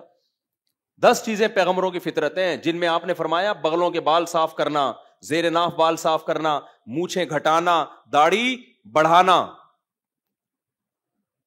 اور آج بھی تورات میں لکھا ہوا ہے کہ موسیٰ علیہ السلام کو اللہ نے کوہ طور پہ بلایا اور موسیٰ سے کہا اپنی قوم کو کہہ دیں کہ داڑھی مت کاٹنا. تبھی آج بھی یہودی کیا کرتے ہیں؟ داڑیاں رکھتے ہیں. پادریوں کی ہم نے بچپن میں اتنی بڑی بڑی داڑیاں دیکھی ہیں، اب کٹانا شروع کر دی. یہودی اب تک نہیں کٹا رہا داڑھی. اور ہمارے یہاں اسکالر آ گئے کہ ایکچولی کر کے داڑھی واڑی نہیں ہے اسلام میں، کلچر تھا اس دور کا. تو یہ چھوٹا جرم نہیں ہے، یہ بلنڈر ہے. ٹھیک ہے نا، اس سے آپ کی باقی تحقیقات کی بھی کوئی ویلیو بولو نہیں رہتی. عدت کا انکار کر دیا. ان کے داماد نے یا انہوں نے خود، ابھی مجھے یاد نہیں، 2 سال پہلے، کہ جی وہ 3 مینسز قرآن نے بیان کیا نا، 3 مینسز. عورت کو جب طلاق ہوتی ہے تو جب تک 3 مینسز کمپلیٹلی گزر نہیں جاتے وہ کہیں اور شادی بولو نہیں کر سکتے. والمطلقات یتربصن بانفسہن 3 قروء. طلاق یافتہ عورتیں اپنے آپ کو روک کے رکھیں گی 3 حیض. امام شافعی کہتے ہیں 3 طہر، امام حنیفہ کہتے ہیں 3 حیض. قرء میں دونوں آتے ہیں لیکن تقریباً نتیجہ سیم ہی نکلتا ہے، تقریباً 3 مہینے بن جاتے ہیں. جو ہم سے پوچھا گیا کہ محترم اب صدیوں سے امت اس پر عمل کرتی آ رہی ہے، پوری 4 اماموں کا اجماع ہے اس پر. محترم سے پوچھا گیا، انہوں نے کہا بھائی اس زمانے میں چونکہ یہ پتہ چلانا بہت مشکل تھا کہ عورت پریگننٹ ہے یا نہیں ہے، تو طلاق کے بعد اس بات کا امکان تھا کہ کسی اور سے نکاح کرے اور اس کا بچہ اس کے کھاتے میں چلا جائے. تو اب پریگننسی چیک ہو سکتی ہے، لہذا اب وہ عدت کا وہی مسئلہ ہی ختم ہو گیا. یہ تحقیق نہیں ہے کہ آپ کہیں کہ اتنی باتیں ٹھیک ہے تو 2-4 اگر صحیح بھی ہو گئیں، یہ بلنڈر ہے. اگر اس کا مقصد صرف اور صرف نسب کی حفاظت ہوتا تو 1 حیض بھی اس کے لیے کافی تھا. تبھی باندی اگر کوئی شخص کسی دوسرے کو بیچ ڈالے تو دوسرے شخص کے لیے اس باندی سے جمع جائز نہیں ہے جب تک 1 حیض نہ گزر جائے. یہ نسب کی حفاظت کے لیے، تاکہ حیض گزرے گا پتہ چل جائے گا کہ بھائی اس کے پیٹ میں بچہ نہیں ہے. عورت جب پریگننٹ ہوتی ہے تو مینسز نہیں آتے، تو اس کے لیے تو اتنا بھی کافی تھا. اس کے باوجود شریعت نے کیا کیا ہے؟ 3 حیض. اور جب عورت کا شوہر مر جائے تو 4 مہینے 10 دن. یہ اس لیے علماء کہتے ہیں عدت کے حکام توقیفی ہیں. توقیفی کا مطلب ما وراء العقل، جیسے شریعت نے کہہ دیا ویسے عمل کرنا. اس کی لاجک علماء نے پیش کی ہے کہ شاید یہ لاجک امکان کے درجے میں ہے، لیکن اصل یہ کہ جیسے کہا ہے ویسے کرنا پڑے گا آپ کو، ورنہ کوئی بنتا نہیں ہے. اب دیکھو شوہر مر جائے، اگر پریگننسی ہے اسی وقت بچہ ہو جائے، شریعت کہتی ہے عدت ختم. نہ ہو تو 4 مہینے 10 دن. حالانکہ وہاں بھی مینسز پر رکھ دینا چاہیے تھا، بھائی 3 مینسز آئیں گے پتہ چل جائے گا، لیکن کہا کہ نہیں 4 مہینے 10 دن. اس میں کیا حکمت ہے اللہ ہی جانے. بہت ساری حکمتیں ہیں جو علماء نے بیان کی ہیں، لیکن ان حکمتوں پر حکم کا مدار نہیں ہے، مدار شرعی نصوص پر ہے. اور غامدی صاحب نے کیا بلنڈر کیا بہت بڑا، کہ کل جو ہے آپ کا پیپر ہے، رمضان کا روزہ ہے، آج آپ نے تیاری نہیں کی جا رہی روزہ رکھ کے، تو آپ روزہ چھوڑ سکتے ہیں. یہ اجتہادی یا اختلاف نہیں کیا، یہ بلنڈر مارا ہے. یہ رمضان کے روزے کا انکار ہے جو اسلام کا رکن ہے. دلیل کیا دی ہے؟ بھائی سفر میں بھی تو اسی وجہ سے ہے نا کہ مشقت ہوتی ہے، ٹینشن ہوتی ہے. تو ٹھیک ہے بھائی، اگر ٹینشن ہو رہی ہے قوم کے مستقبل کے لیے. میں آپ سے ایک سوال پوچھتا ہوں، اگر سفر میں ٹینشن کی وجہ سے روزہ چھوڑنے کی اجازت ہے تو پھر جب ٹینشن نہ ہو تو رکھنا فرض ہونا چاہیے. کیا خیال ہے؟ بہت سے سفر میں غریب آدمی تو اس کو جہاز کے بزنس کلاس میں لے جاؤ، جس نے کبھی چنچی سے آگے کبھی سفر نہ کیا ہو وہ تو کہے گا بھائی یہ سفر ہی رہے ہمیشہ. جب کراچی میں یہ بسیں آئی ہیں نا، گرین بس، نئی 50 روپے ٹکٹ تھا، ایئر کنڈیشن بس تھی. اب تو میرا خیال ہے سب ٹوٹ ٹاٹ گیا ہوگا. اتنا عرصہ کراچی میں ہو نہیں سکتا کہ کوئی چیز تمیز سے چلے. اللہ کرے چل رہی ہے، اے سی بھی لگا ہوا ہے اس میں، سب سیٹ. قیامت کی علامت ہے، علامات قیامت شروع ہو چکی ہیں. تو ان بسوں میں غریبوں نے کیا کیا ہے، ایک کا انٹرویو آیا، 50 روپے دے کے بیٹھ گئے اندر، سارا دن بس میں ہی بیٹھا رہا ہے. اس نے کہا اور کچھ ملے نہ ملے کم از کم گرمی سے نجات تو مل گئی نا. تو بھائی اگر ٹینشن کی وجہ سے، علت ٹینشن ہے، فقہا نے اس مسئلے کو بیان کیا ہے کہ سفر میں نماز قصر کی جائے گی، روزہ چھوڑنا جائز ہے. اس کی حکمت ہے مشقت، علت اس کی مشقت نہیں ہے، علت سفر ہے. اب علت اور حکمت میں کیا فرق؟ مشقت علت اور حکمت میں کیا فرق ہوتا ہے اس میں میں کئی دفعہ بیان کر چکا ہوں. حکمت تو یہی ہے کہ بھائی مشقت ہوتی ہے, لیکن مشقت نہیں بھی ہو, شریعت نے مدار سفر پہ رکھا ہے, لہذا گھر میں اگر مشقت ہو تو بھی روزہ رکھنا پڑے گا, سفر میں ٹینشن نہ بھی ہو تو بھی چھوڑنا جائز ہے. سمجھ میں آ رہی ہے بات کہ نہیں آ رہی ہے؟ اب گھر میں آپ جتنی بھی ٹائم بیوی سے پھٹا ہو گیا, روزہ نہیں رکھا جا رہا آپ سے, سحری نکل گئی, اس سے بڑی کیا ٹینشن ہوگی؟ کراچی کے گرمیوں کے روزوں میں آپ میں سحری میں آنکھ نہ کھلی, یہ کم ٹینشن ہے؟ کیا روزہ چھوڑنا جائز ہو جائے گا آپ کے لیے؟ نہ. جتنی بھی بھائی روزہ کبھی سردیوں میں ہوتا ہے, کبھی گرمیوں میں ہوتا ہے. میں نے مسئلہ بتایا تھا نا, مزدور کے لیے روزہ چھوڑنا جائز نہیں ہے.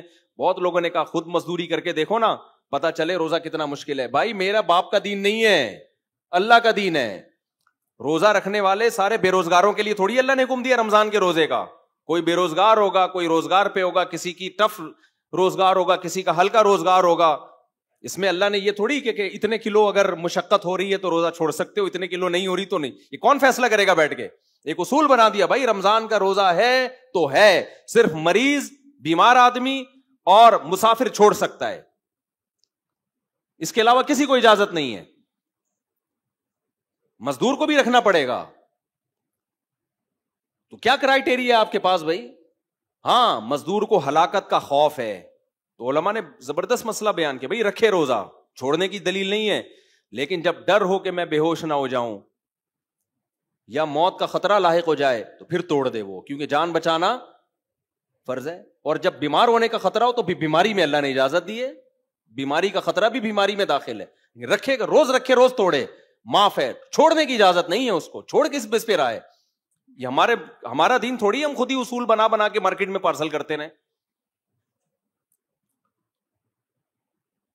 ورنہ مشقت کو اگر ایسے بے لگام چھوڑ دیا جائے, ایک آدمی کہہ رہا ہے کل میرا پیپر ہے, دوسرا کہہ رہا ہے آج میرا بیوی سے جھگڑا ہوا ہے, اگر میں نے روزہ رکھا کل تو طلاق کا خطرہ ہے مجھے, کیونکہ روزے میں میرا دماغ صحیح کام نہیں کرتا, کل طلاق ہو جائے گی, اس لیے طلاق سے بچنے کے لیے میں روزہ کیا کر رہا ہوں, چھوڑ رہا ہوں. اگلا کہے گا تو نہیں رکھے گا تو بیوی کہے گی ابھی کیا میں سمجھاؤں یار, چھوڑو. تو اس لیے علماء دین کے ٹھیکیدار نہیں ہیں لیکن چوکیدار ہیں. سمجھتے ہو؟ روزہ چھوڑنے کی, آپ کو رمضان کا روزہ چھوڑنے کی اجازت نہیں ہے. اور دین فقہا جو باقاعدہ پراپر وے میں فقہ پڑھتے ہیں نا, ان سے سیکھا کرو. قرآن حدیث کے نام پہ اسکالر تو بہت آ رہے ہیں کہ اسکالر نے اس رمضان میں بیان کیا کہ جو حاملہ عورت ہے اور دودھ پلانے والی وہ بھی روزہ چھوڑ سکتی ہے کیونکہ یہ بیماری ہے. کون سی کتاب میں لکھا ہے کہ دودھ پلانا بیماری ہے بھائی, اور پریگننسی بیماری ہے؟ پریگننٹ نہ ہونا بیماری ہے, اس کا علاج کرایا جاتا ہے. پھینکنے کی کوئی انتہا نہیں ہے یار, کچھ بھی لاؤ مارکیٹ میں پھینکتے چلے جاؤ. پراپر وے میں جب تک فقہ اصول فقہ نہ پڑھا ہو نا, اصول فقہ یہ قرآن و سنت ہی سے فقہا نے نکالا ہے.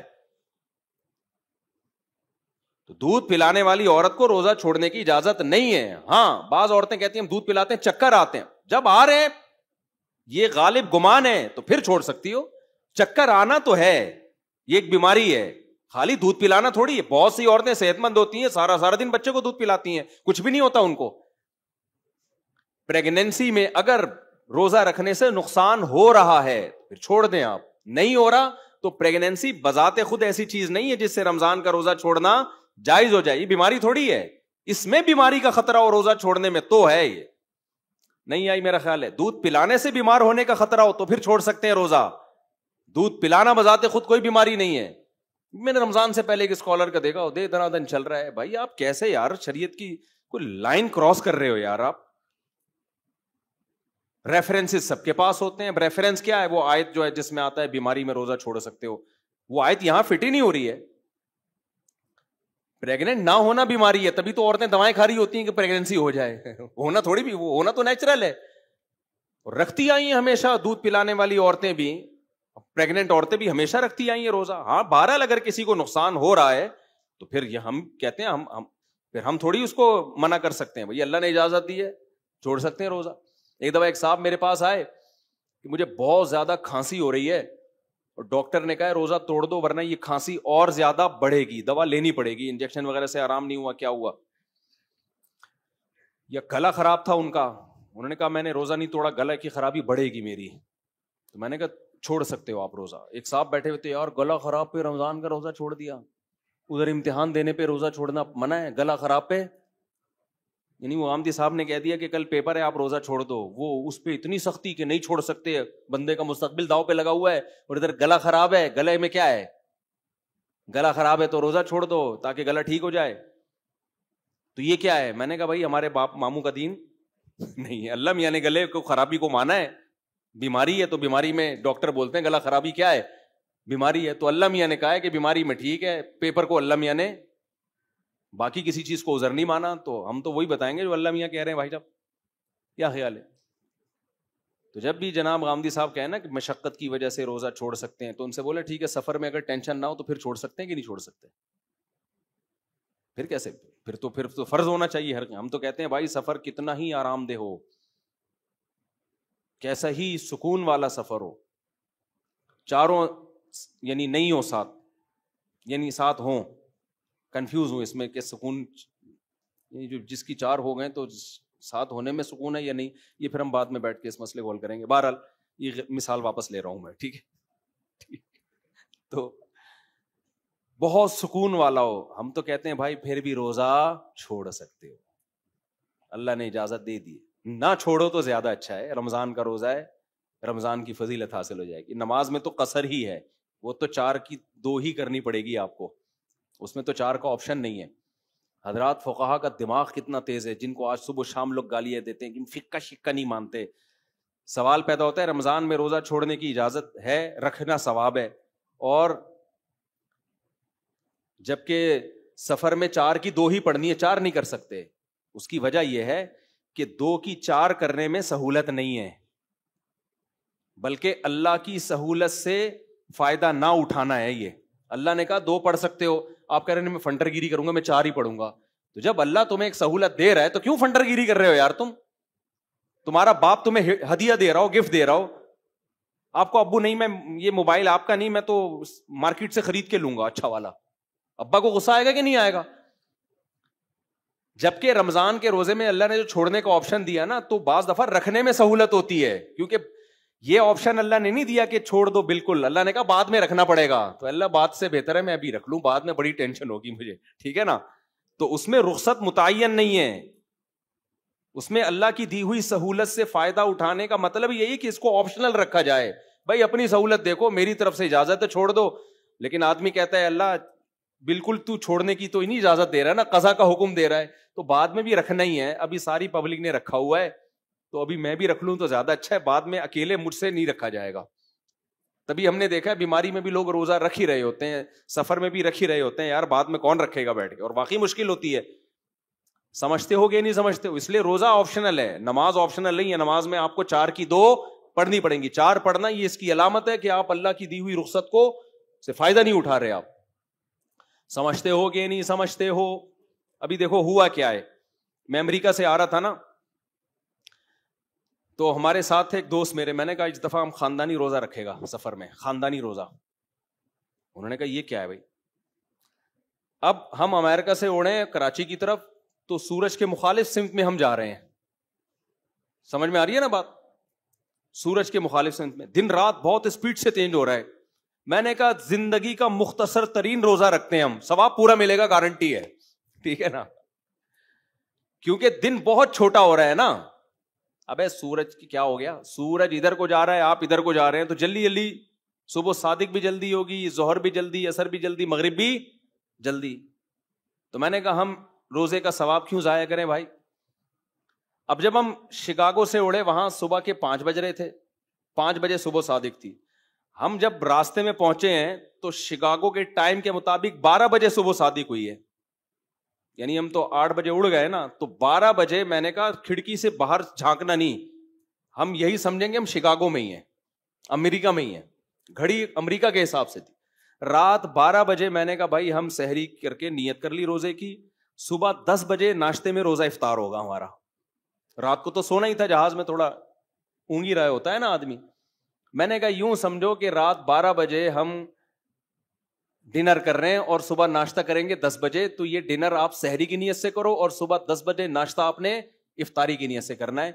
تو صبح ہم نے اپنے دماغ کو امریکہ کے حساب سے بیوقوف بنایا تاکہ روزہ بھی ہو اور آسانی سے روزہ ہو جائے.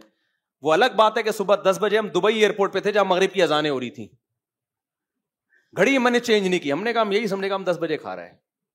تو وہ کہہ رہے یہ کون سا روزہ ہوا؟ میں نے کہا ثواب پورا ملے گا. کہ روزہ کیا؟ پھر میں نے کہا دیکھو ہم نے نمازیں بھی تو ٹھکا ٹھک 5 نمازیں پڑھی ہیں نا, ورنہ اتنی جلدی جلدی نمازیں کہاں آتی ہیں بھائی. تو اللہ میاں اگر ہم سے بولے کہ میں تمہیں روزے کا ثواب نہیں دے رہا, یہ کون سا روزہ ہوا؟ تو ہم کہیں گے اللہ پھر نماز کیوں فرض کی تو نے ہمارے اوپر؟ یہ کون سی نماز ہوئی؟ 13 گھنٹے میں 5 نمازیں آتی ہیں کیا؟ ابے کیا ہو گیا؟ 13 گھنٹے میں 5 نمازیں نہیں آ سکتی, ہماری آئی ہیں کیونکہ ہم سورج کے مخالف جا رہے ہیں, ٹھکا ٹھک نمازیں آ رہی ہیں. تو جب 5 نمازوں کا اللہ ہمیں فرض قرار دے رہا ہے, چھوڑنے پر گناہ دے رہا ہے ان 5 نمازوں کے چھوڑنے پر, تو روزہ رکھنے پر ثواب کیوں نہیں دے گا بھائی وہ؟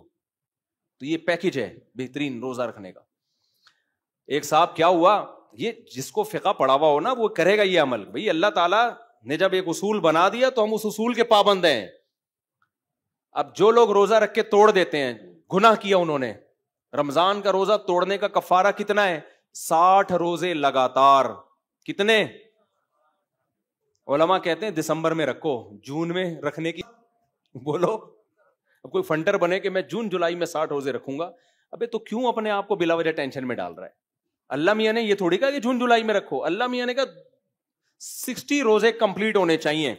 تو ایسے لوگوں کو ہم مشورہ دیتے ہیں کہ اگر اللہ نے آپ کو پیسہ زیادہ دیا ہے, ناروے چلے جاؤ سردیوں میں, وہاں روزہ رکھو, ٹھکا ٹھک 60 روزے آپ کے کیا ہو جائیں گے, کیونکہ دن بہت چھوٹا ہوتا ہے. لیکن ظاہر ہے یہ غریب آدمی نہیں کر سکتا, تو غریب کے لیے یہی آپشن ہے کہ ادھر دسمبر میں رکھ لے, یا پنجاب میں دن اور سردیوں میں چھوٹا ہو جاتا ہے تو وہاں جا کے رکھ لے. نہیں آ رہی بات؟ تو شرعی قاعدہ ہے بھائی, صبح صادق ہونی چاہیے, غروب آفتاب ہونا چاہیے, دونوں چیزیں ہو رہی ہیں. اب اللہ میاں نے دن 2 گھنٹے کا رکھ دیا, 3 گھنٹے کا, تو یہ ہمارا ہیڈک نہیں ہے بھائی, یہ مسئلہ کس کا ہے؟ اللہ میاں کا. اللہ میاں اگر ہمیں قیامت کے دن کہہ دے کہ تمہیں ثواب نہیں ملے گا اتنے 3 گھنٹے کے روزے سے, 2 گھنٹے کے روزے سے کیا فائدہ, ہم کہیں گے اللہ تو دن بڑھا دیتا. ہماری نہ تو نے ناروے جانے پر پابندی لگائی تھی, ناروے نہیں کوئی بھی ایسا نا جو ساؤتھ پہ ہو, کوئی سستا ملک ہو, ناروے تو بہت مہنگا ہے, اور نہیں جاؤ, اتنا تو پیسہ کس کے پاس ہوتا ہے, ادھر ہی چلے جاؤ, مری چلے جاؤ, سوات چلے جاؤ, جہاں ٹھنڈے روزے ہوتے ہیں, تو کفارہ ادا ہو جائے گا. سمجھتے ہو؟ نہیں سمجھتے میرا خیال ہے. کفارہ بہرحال ادا, کیونکہ ہمیں اس سے, ہم نے اس فارمیلٹی کو جو اللہ کا قانون ہے اس کو پورا کرنا ہے. اب ناروے میں رمضان کے روزے روک رکھتے ہیں نا, 2-2, 3-3, 4-4 گھنٹے کے روزے ہوتے ہیں, اتنے مختصر روزے, تو آپ کا کیا خیال ہے ان کے روزے نہیں ہوتے کیا؟ اب کوئی کہہ بے اتنے سے روزے سے بہتر ہے نہ ہی رکھو, نا نا نا نا, جو یہاں گرمی میں روزہ چھوڑنے پر گناہ ہے وہی وہاں سردی میں نہ, اس کو روزہ چھوڑنے کی اجازت اس بیس پہ کہ 2-3 گھنٹے سے کیا ہوتا ہے, نہ ہمیں اس بیس پہ کہ 18 گھنٹے سے کیا ہوتا ہے. صحیح ہے نا؟ رمضان جب آئے گا جتنا مرضی پسینہ نکالے, جتنی مرضی لیند ہو. اب دیکھو ناروے میں گرمیوں میں لوگوں نے 20-20 گھنٹے کے روزے رکھے ہیں. ہمارے دوست کہتے ہیں ہم رکھتے ہیں, ادھر افطاری کی, ادھر عشاء کی اذان ہوئی, ادھر سحری, بس افطاری سحری ایک ہی ہوتی تھی, اور فوراً اگلے دن کا روزہ شروع. تو مجھے کہتے تھے مفتی صاحب بہت لمبے روزے ہیں. ابھی جب جون جولائی, یہ جو ہمارے جب جون میں روزے تھے نا, تو ناروے میں روزے بہت لمبے تھے, رکھے ان لوگوں نے. میں ان سے کہتا ہوں, ان کو میں نے کہا بیٹا تم لوگ جو ہے سردیوں میں مزے بھی تو تم نے بہت اڑائے ہیں, سردیوں کے روزے تمہارے 4-4, 5-5 گھنٹے کے روزے, تو اب گرمیوں کے 20-20 گھنٹے کے بھی انجوائے کرو. سمجھ رہے ہو؟ تو کہاں سے کہاں بات چلی گئی, بیان لمبا ہو گیا, بس سمیٹ کے ختم کرتا ہوں بات. پھر حج پہ انشاءاللہ اگلے ہفتے ہم چلیں گے. تو ابھی تو صرف اس پہ بتانے کے لیے کہ دین کس سے سیکھنا ہے بھائی, علماء سے سیکھنا ہے. ہاں 2 نمبر ہوتے ہیں علماء میں, لیکن 1 نمبر بھی کس میں ملیں گے آپ کو؟ علماء. اور یہ نہ دیکھا کرو اتنی باتیں فلاں کی صحیح ہیں, ایک غلط ہو گئی تو کیا ہو گیا بھائی. وہ ایک غلط کی کوالٹی دیکھا کرو, کوانٹیٹی نہ دیکھا کرو. اس کا وزن اتنا بھاری ہوتا ہے نا کہ اس سے اس اسکالر کی حیثیت ختم. اب کوئی اسکالر آ کے کہ میں 5 نمازوں کو نہیں مانتا, 4 ہیں اسلام میں, تو بھائی آپ کی تو ویلیو کیا ہو گئی؟ ایک غلطی ہے, لیکن اس غلطی نے آپ کی حیثیت کو 2 ٹکے کا نہیں چھوڑا. تو حضرت عیسیٰ کی حیات یہ اجماعی مسئلہ ہے. حضرت عیسیٰ علیہ السلام آسمانوں پہ زندہ ہیں, قرب قیامت میں نازل ہوں گے. اسی طرح رمضان کا روزہ فرض ہے, صرف سفر بیماری میں چھوڑ سکتے ہو, اس کے علاوہ نہیں چھوڑ سکتے. طلاق کے بعد, شوہر کی وفات کے بعد عورت پر عدت بولو فرض ہے 3 مینسز یا 4 مہینے 10 دن, اور جس کو مینسز نہیں آتے اس کی 3 مہینے 90 دن. یعنی اسلامی لحاظ سے اگر مہینے کی پہلی تاریخ سے ہے تو 3 مہینے چاہے وہ کتنے بھی دن بنے, اگر بیچ میں شروع کیے تو 90 دن. تو یہ عدت کے مسائل ہو گئے, وراثت کے مسائل ہو گئے, اور بہت سارے مسائل ہیں جو اجماعی مسائل ہیں, ان میں اختلاف کی. اچھا صحابہ کا مسئلہ بھی اجماعی ہے, کسی صحابی کے خلاف بدگمانی پھیلانا, ایسا ان کے عمل کو پیش کرنا جس سے لوگوں کو لگے کہ یہ فاسق تھے, یہ بھی اجماعی امت کے خلاف ہے. سمجھتے ہو, کوئی اسکالر یہ بات کر رہا ہے تو پھر یہ نہیں دیکھا جائے گا اتنی باتیں صحیح میں ایک غلط ہو گئی, تو وہ غلط کا ویٹ اتنا زیادہ ہے کہ بھائی اب اس کی حیثیت 2 ٹکے کی نہیں رہی ہے, اس نے اتنا بڑا بلنڈر کر دیا ہے. تو اللہ تعالیٰ سے دعا ہے اللہ تعالیٰ ہمارے ایمان کی اعمال کی حفاظت کرے. وما علینا الا البلاغ. Share every thing.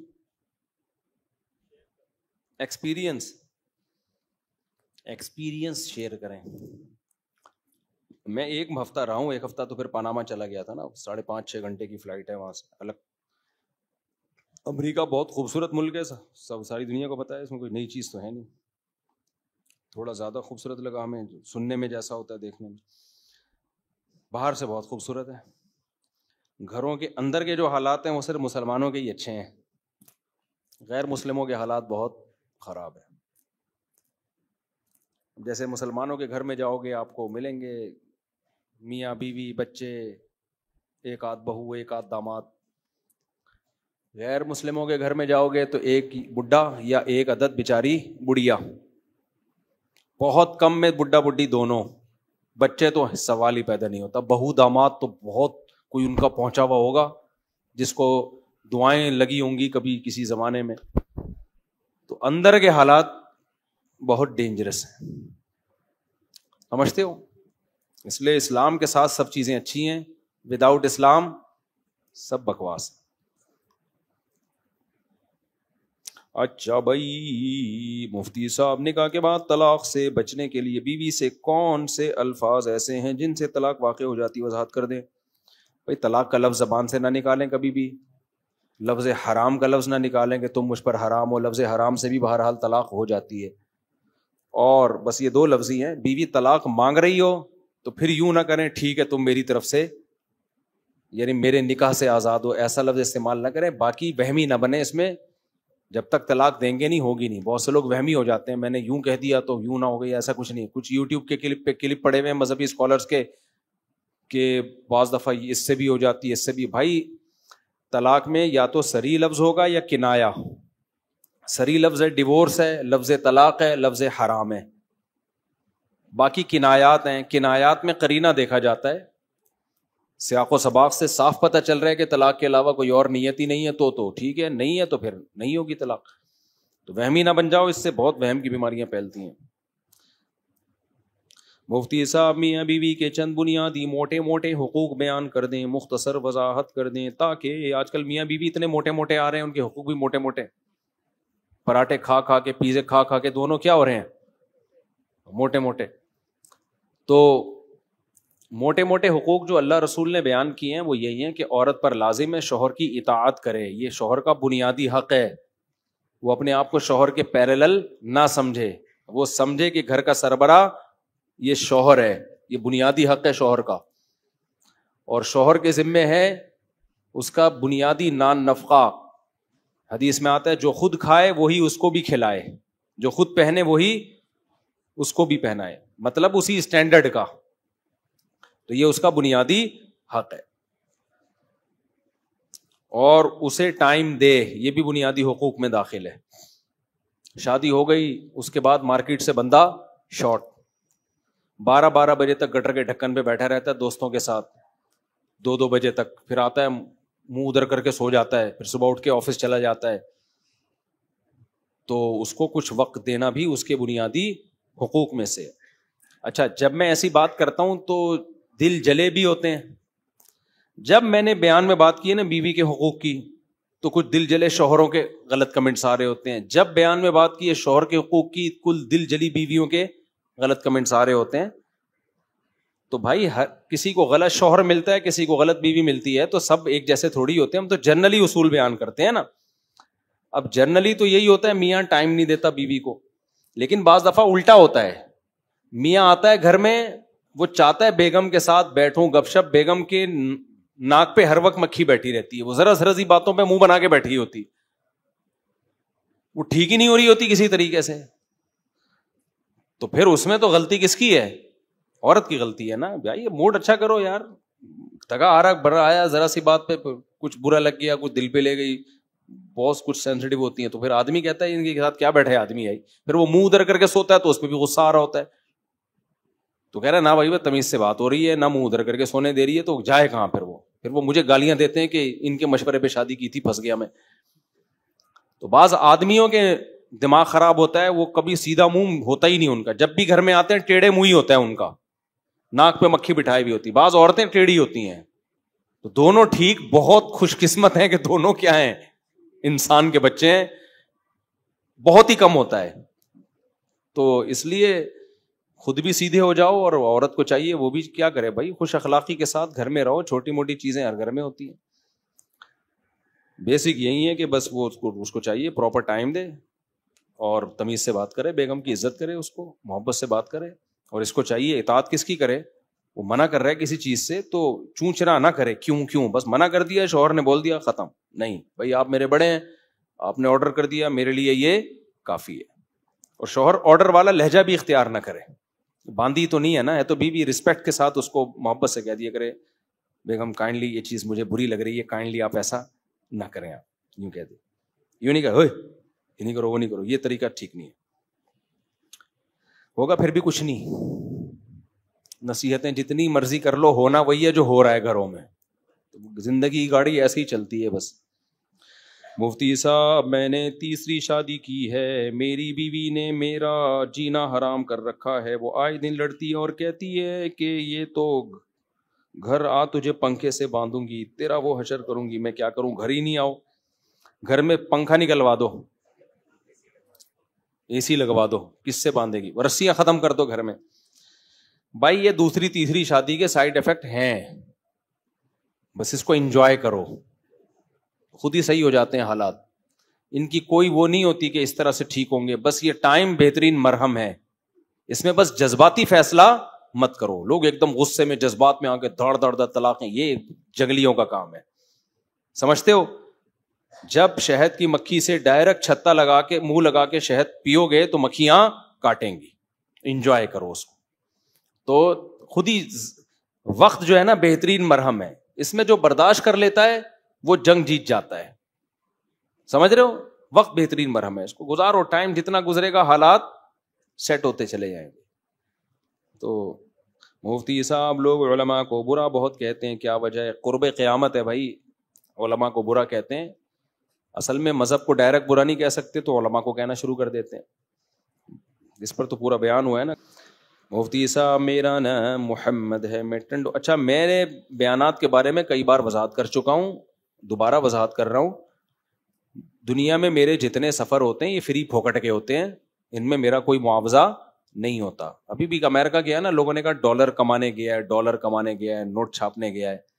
یہ مولویوں ہی کا ظرف ہے کہ فری پھوکٹ میں 2-2 ڈھائی گھنٹے کے بیان کرتے ہیں, 1 روپیہ نہیں لیتے. تو یہ پازیٹیو چیز کو بھی نیگیٹو بنا کے لوگ پیش کرتے ہیں. کوئی موٹیویشنل اسپیکر کو دیکھ لو آپ, کتنے ایک اسپیچ کے کتنے پیسے لے رہے ہوتے ہیں وہ. آپ کہہ سکتے ہو کہ جی آپ فری میں نہیں کرو گے تو کوئی آپ کو بلائے گا نہیں, نہ یہ آپ کی غلط فہمی ہے. ہم اگر پیسے لے کے شروع کر دیں تو ہمارے سفر ڈبل ہو جائے, کیونکہ پھر جو انوائٹ کرے گا وہ بھی اپنا کمیشن رکھے گا, پھر تو ہماری انویٹیشن مختلف ملکوں کی ڈبل سے بھی زیادہ ہو جائے. اگر میں آج اعلان کر دوں نا کہ جو مجھے انوائٹ کریں وہ پیسے لیں, میرے اتنے ہوں گے, انوائٹ کرنے والے کے اتنے ہوں گے, تو پھر آپ بھول جاؤ. میں تو اتنے دنیا میں ہر وقت سفر ہی میں رہوں میں. پھر سمجھتے ہو کہ نہیں سمجھتے, کیونکہ جہاں پیسے آ جاتے ہیں وہاں مانگ بڑھتی ہے, کم نہیں ہوتی ہے. تو ہم نے تو رکھا ہوا ہے بھائی, کسی کا کوئی پروفٹ نہ بلانے والے کا ہوگا نہ میرا ہوگا, 1 روپے بھی نہیں, تو فری پھوکٹ کے ہوگا سارا. سمجھتے ہو کہ نہیں سمجھتے.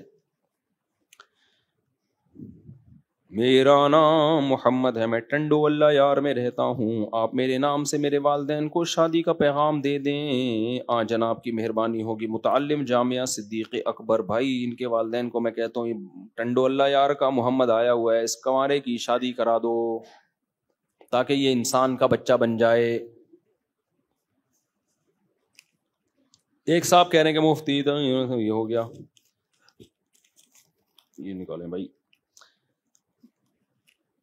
علماء اکرام سے ملاقات کے لیے کیا لکھا ہے؟ ملاقات کے سلسلے میں آئے ہیں۔ جامعہ عبد الحمید بلوچ، علماء کرام ملاقات کہاں ہے؟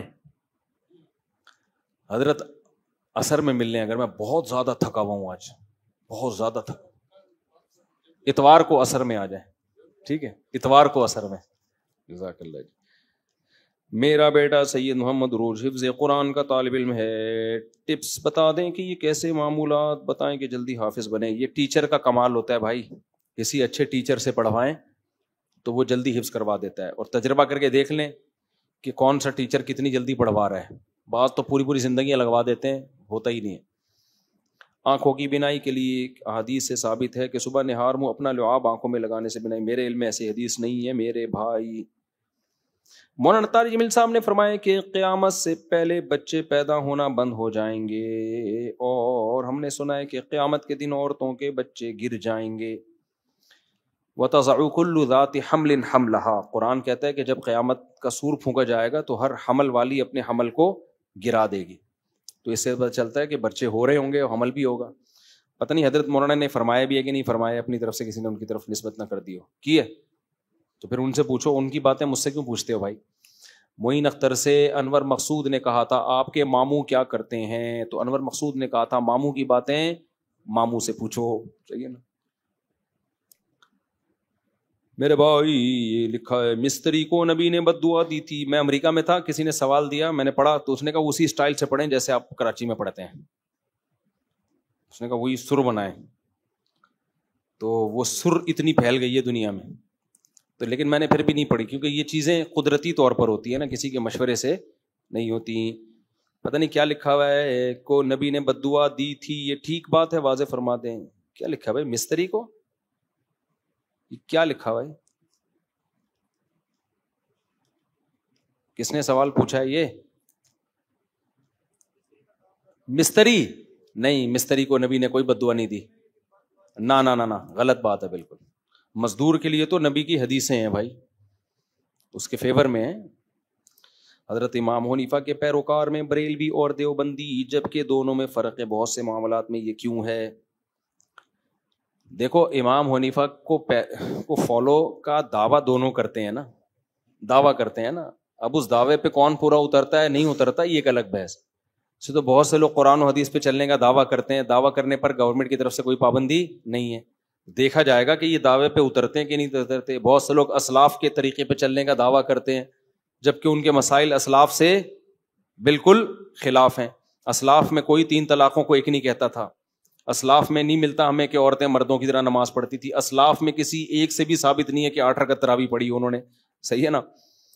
وہ تو رمضان میں زیادہ ہی نمازیں پڑھا کرتے تھے۔ تو باقی یہ ہے کہ اور کیا مسئلہ تھا؟ اسلاف میں عورتیں صفا مروہ میں چلتی تھیں، دوڑتی نہیں تھیں، لیکن بعض سلفی عالم کا فتویٰ ہے کہ عورتیں صفا مروہ میں دوڑیں گی۔ تو اسلاف کہنے پر گورنمنٹ کی طرف سے کوئی پابندی نہیں ہے، ٹھیک ہے نا؟ تو ایسے ہی بریلوی حضرات دعویٰ کرتے ہیں امام حنیفہ کو فالو کرتے ہیں، بھائی فالو کہاں کرتے ہیں امام حنیفہ کے عقائد؟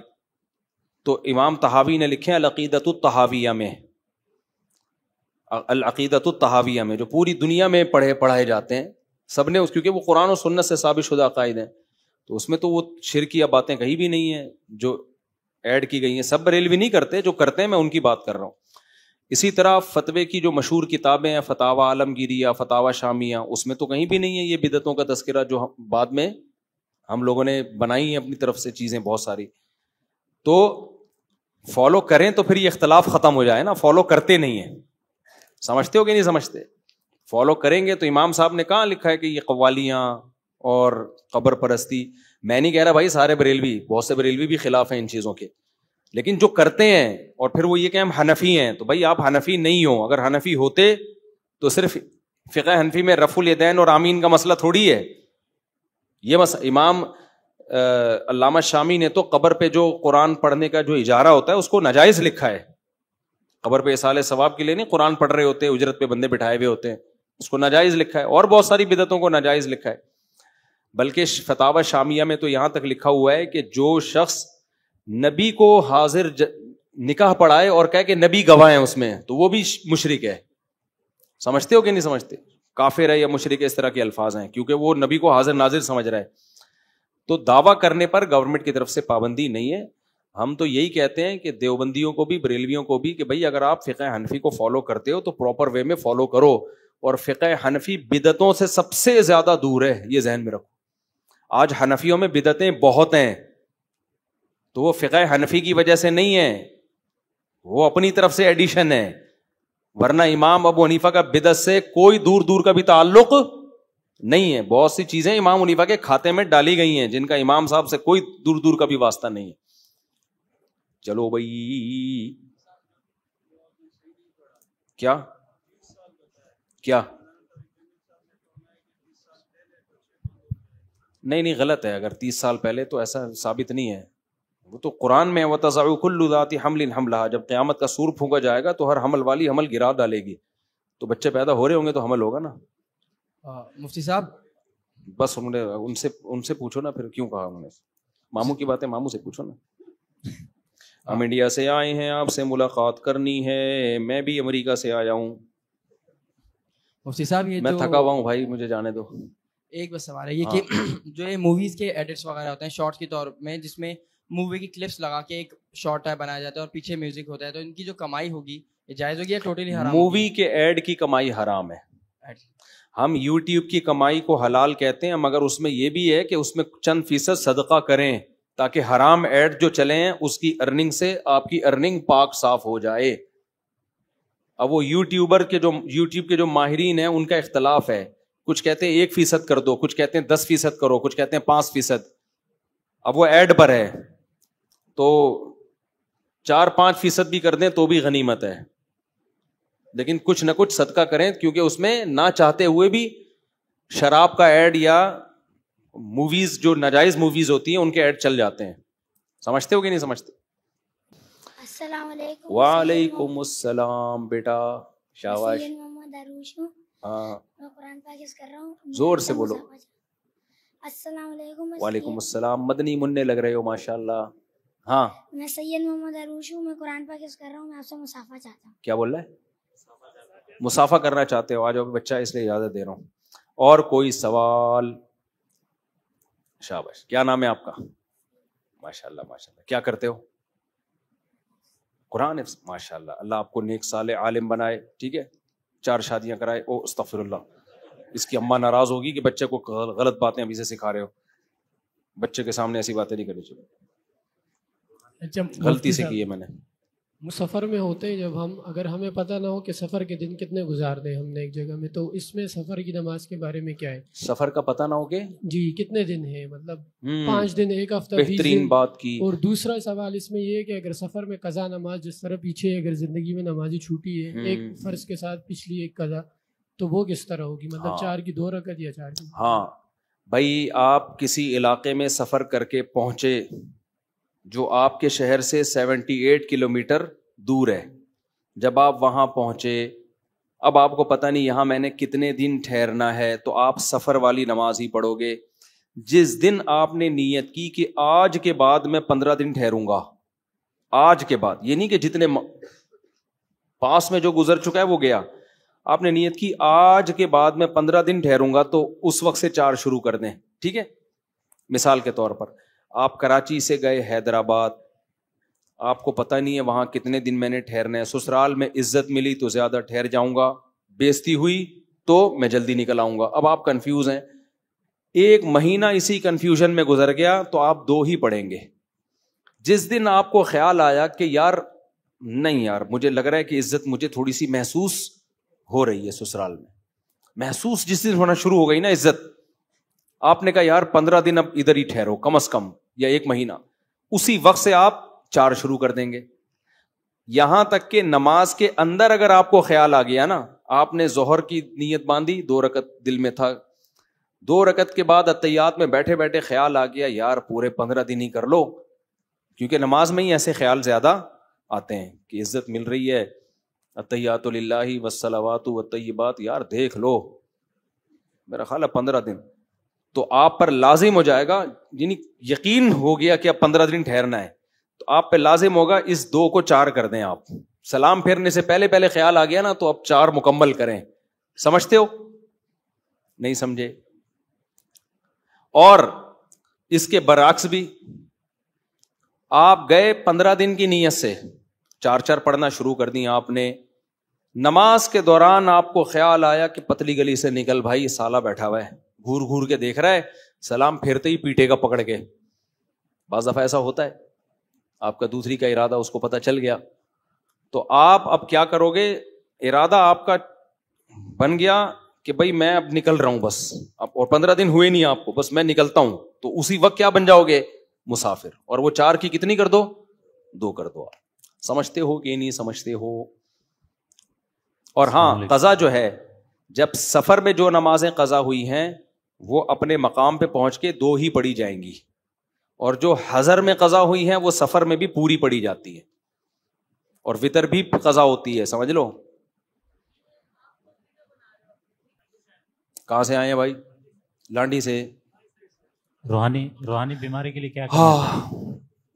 بس مسافہ کر لیے گا کہ ٹھیک ہے نا, بہت تھکا ہوا ہوں میں, پھر کبھی وہ ٹائم, وہ ملاقات کا طریقہ لکھا ہوا ہے نا وہاں, ٹھیک ہے.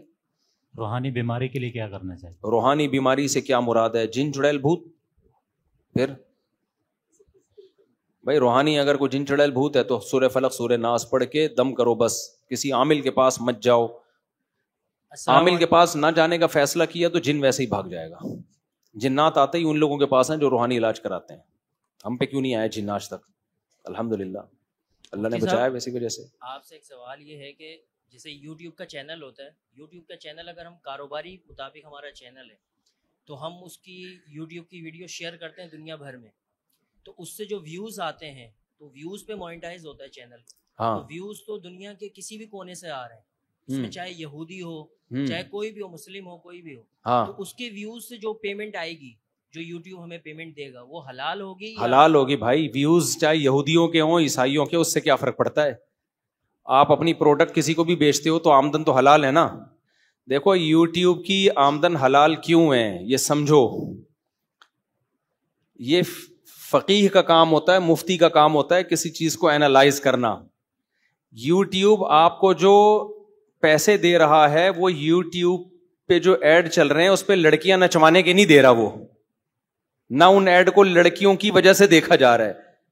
یوٹیوب آپ کو پیسے دے رہا ہے کمپنی کی پروڈکٹ کو پروموٹ کرنے کے, جو فی نفسی ہی ایک جائز کام ہے, بشرطے کہ وہ پروڈکٹ حلال ہو. سمجھتے ہو؟ اس میں جو موسیقی اور غیر شرعی چیزیں آ گئی وہ ضمنن ہیں, پیسے ان کے نہیں مل رہے آپ کو. اس کی مثال ایسے, شیمپو کی بوتل جب دکاندار بیچتا ہے تو بوتل کے اوپر ایک حسینہ کی تصویر ہوتی ہے, لمبے بال, اور اسی ہو سکتا ہے اسی سے متاثر ہو کے وہ بوتل لی ہو. سمجھ رہے ہو نا؟ تو اٹریکشن میں اس کا دخل تو ہوتا ہے لوگوں کو متوجہ کرنے میں. پیسے جو لوگ دے رہے ہوتے ہیں وہ شیمپو کے دے رہے ہوتے ہیں, اس تصویر کے نہیں دے رہے ہوتے. اب دکاندار تصویر بھی تو بیچ رہا ہے نا ساتھ میں, لیکن کیا دکاندار کی ارننگ کو حرام کہا جائے گا اس بیس پہ کہ تصویریں, فحش تصویریں بیچ رہا ہے؟ وہ کہے گا بھائی یہ تصویر تو کمپنی نے لگا دی میری پرمیشن کے بغیر, نہ میرا اس کے لگانے میں کوئی دخل, نہ اس کے بنانے میں کوئی دخل ہے, میں تو شیمپو کی نیت سے بیچ رہا ہوں تو مجھے اس کے پیسے مل رہے ہیں. اب کمپنی نے لگا دی تو یہ کمپنی کا ہیڈک ہے, میرا ہیڈک نہیں ہے, میرے اختیار میں بھی نہیں ہے. تو آپ جب گوگل کو اپنا چینل مونیٹائزیشن کے لیے دیتے ہو تو گوگل سے آپ کا ایگریمنٹ ہوتا ہے کہ کمپنیوں کے ایڈ, یعنی ان کی پروڈکٹ کو پروموٹ کرنے کے لیے آپ ایڈ چلا سکتے ہیں, اور اس ایڈ کے آپ پیسے لیں گے تو ہمیں بھی دو پیسے, کیونکہ خود بھی تو لے رہے ہو, ہمیں بھی دو پیسے اس کے. تو ایڈ اگر جائز چیز کا ہوگا تو اس کی ارننگ حلال ہوگی, ناجائز چیز کا ہوگا تو ارننگ حرام. باقی اس میں جو بے حیائی کا عنصر ہے, نہ وہ آپ کے کہنے سے آیا ہے نہ وہ آپ کے اختیار سے آئے. جن کمپنیوں نے وہ بنایا ہے ناجائز, وہ تو گناہگار ہوں گی, یا جس نے وہ بنایا وہ بھی گناہگار ہوگا, لیکن ارننگ حرام نہیں ہو سکتی اس بیس پہ, کیونکہ ارننگ اگر اس بیس پہ حرام ہو گئی تو پھر تو بہت یہ حرمت بہت آگے تک جائے گی. کچھ اسکالر ہیں جن کے کھوپڑی وپڑی تو ہے نہیں ان کے پاس, انہوں نے کہہ دیا یوٹیوب کی ارننگ حرام ہے, حرام ہے, حرام ہے, بڑے مزے سے. اور پھر مولوی یوٹیوب کی ارننگ کو حلال کہتے ہیں, ان کی دکانیں منجن جو ان کی عادت ہے. لیکن یہ نہیں پتا کہ اگر یوٹیوب کی ارننگ حرام ہے تو پھر ٹیلی ویژن میں کام کرنے والے جتنا بھی عملہ ہے سب کی حرام, کیونکہ سب کو ایڈورٹائزمنٹ کی سے تنخواہیں ملتی ہیں. پھر صرف ڈراموں فلموں کی حرام نہیں ہوگی, بلکہ کوئی مذہبی اسکالر آ رہا ہے نیوز چینل پہ خبریں پڑھ رہا ہے, اس کی ارننگ بھی کیا ہے بھائی. جیو ٹی وی میں جو نیوز اینکر ہے جو صرف خبرنامہ پڑھنے کے لیے آئے, ہم تو کہتے ہیں اس کی آمدن حلال ہے. لیکن جو اسکالر کہہ رہا ہے نا کہ یوٹیوب کی ارننگ حرام ہے, تو اس کو چاہیے کہ وہ یہ کہے کہ جیو نیوز کے جو نیوز اینکر ہے اس کی ارننگ بھی کیا ہے حرام. کیونکہ جیو ٹی وی جو پیسے کماتا ہے یا ایکسپریس ٹی وی پیسے کماتا ہے, بول ٹی وی پیسے کماتا ہے, وہ ایڈورٹائزمنٹ سے ہی تو کماتا ہے. اس ایڈورٹائزمنٹ کیا تہجد گزار داڑھی والے لوگ دکھا رہا ہوتا ہے. وہ کون سا ایڈ ہے جس میں نیک پرہیزگار باپردہ عورتیں آ رہی ہوں؟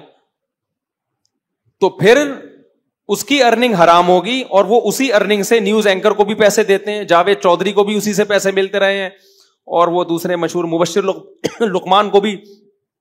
تو یہ سارا نزلہ مولویوں پہ کیوں گرا رہے ہو؟ میں نے جہلم والی سرکار سے یہ سوال کیا ہے, لیکن سرکار کی عادت ہے جب اپنے اگینسٹ سوال جاتا ہے تو وہ پرچی ایسی گھومتی ہے نا, وہ کسی کو کانوں کان خبر نہیں ہوتی گئی کہاں. وہ پرچی لکھنے کی بھی جہلم سرکار اکیڈمی میں وہی سوال پوچھا جائے گا جو جہلم سرکار کی طرف سے پرمیشن ہوگی.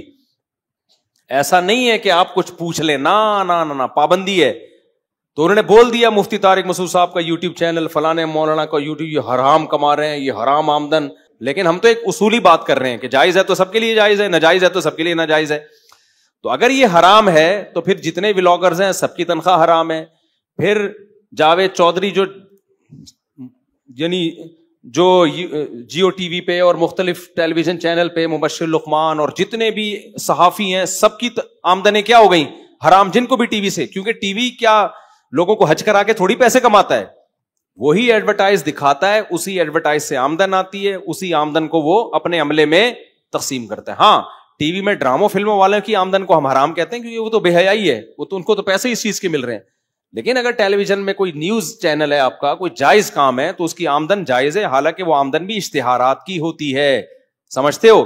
تو اس میں ہم یہی کہتے ہیں بھائی اشتہار میں اگرچہ لڑکیاں دکھانا ناجائز ہے, لیکن پیسے لڑکیاں دکھانے کے نہیں دے رہی کمپنی کہہ رہی ہے میرا شیمپو دنیا میں بکے, میرا صابن دنیا میں پروموٹ ہو رہا ہے, اس کے پیسے ہم دے رہے ہیں آپ کو. اس لیے اگر شراب کا ایڈ چلے گا تو وہ اس کی ارننگ حرام ہوگی, اور اگر جائز چیز کا ایڈ چلے گا تو ارننگ حلال ہوگی. اگرچہ اس میں ناجائز چیز آ رہی ہے وہ نہیں آنی چاہیے, اس کے خلاف احتجاج کرنا چاہیے, تو ارننگ حرام نہیں ہو سکتی. تو ورنہ تو یہ ساری ارننگ لوگوں کی ارننگیں حرام ہو جائیں گی. لیکن وہ سرکار نے فتوا دیا, کیونکہ فتوا سیکھا تو ہے نہیں, کہیں سے پتا وتا بھی نہیں ہے, دارالافتاء سے کبھی کوئی تعلق بھی نہیں رہا, بیٹھے خود ہی کتابیں پڑھ کے دے مار 4.5 فتوے, اور پھر ان فتووں کی بیس پہ مولویوں کی ارننگ حرام اور مولوی یوٹیوب سے کما رہے ہیں. جب سوال پوچھا گیا کہ یہ تو سارے صحافیوں کی تنخواہیں پھر حرام ہے, صرف مولویوں کی تھوڑی ہے, سارے نیوز اینکر, الجزیرہ کے نیوز اینکر کی تنخواہ بھی حرام, اور جتنے بڑے بڑے چینل ہیں سب کے تنخواہیں حرام. تو وہ سوال کا آپ تک کوئی جواب نہیں ملا. تو یہ صرف ایک بندہ ہے جو مولویوں پہ ٹھڑک نکالنے کے لیے بیٹھا ہوا ہے, جب سوال اگینسٹ جاتا ہے تو چپ کر کے بیٹھ جاتے ہیں, وہ تو ایسے گھماتے ہیں سوال کو, دعویٰ ہی چینج ہو جاتا ہے بعض دفعہ. تو سمجھتے ہو. اور کوئی سوال؟ مفتی صاحب میرا سوال ہے کہ یہ اگر ہم جیسے ابھی میں نے پہلے اکثر مساجد میں دیکھا ہے خطبے کے دوران جمعہ والے دن بیساکھی استعمال ہوتی تھی, اب وہ کیوں نہیں ہوتی؟ اور کافی ٹائم سے میں یہ چیز نوٹ کر رہا ہوں نہیں ہوتی. دیکھو بہت سے علماء خطبے کے دوران بیساکھی استعمال کرتے ہیں, لیکن اس کا کوئی ثبوت نہیں ملتا, ہمیں کوئی ثبوت نہیں ملتا, اس لیے میں نہیں استعمال کرتا. وہ جو کر رہے ہیں ان کو کرنے دیں. علماء نے یہ بات لکھی ہے کہ جو علاقہ تلوار کی زور سے فتح ہوا ہو, جہاں اسلام آیا ہو تلوار سے, جنگ ہوئی ہو, وہاں تلوار ہاتھ میں لے کے امام کو خطبہ دینا چاہیے, تاکہ ایک اسلام کی شوکت کا اظہار ہو. تو ایک خاندانی بات لکھی ہے کہ بھئی یہ جہاد سے فتح ہوا یہ علاقہ, تو اب تلواروں کا دور تو کیا, اب تو کلاشن کوفوں کا ہے, بم ہاتھ میں لے کے پھر خطبہ دے انسان. اس سلسلے میں حاضر ہوا تھا میں, تو پھر وہی اکیلا ہی ہوگا, باقی پبلک گھر بیٹھی ہوئی ہوگی. مفتی صاحب ہم لوگ انڈیا سے آئے آپ سے مصافحہ کرنا ہے. اچھا بیٹا, ابھی کرتے ہیں.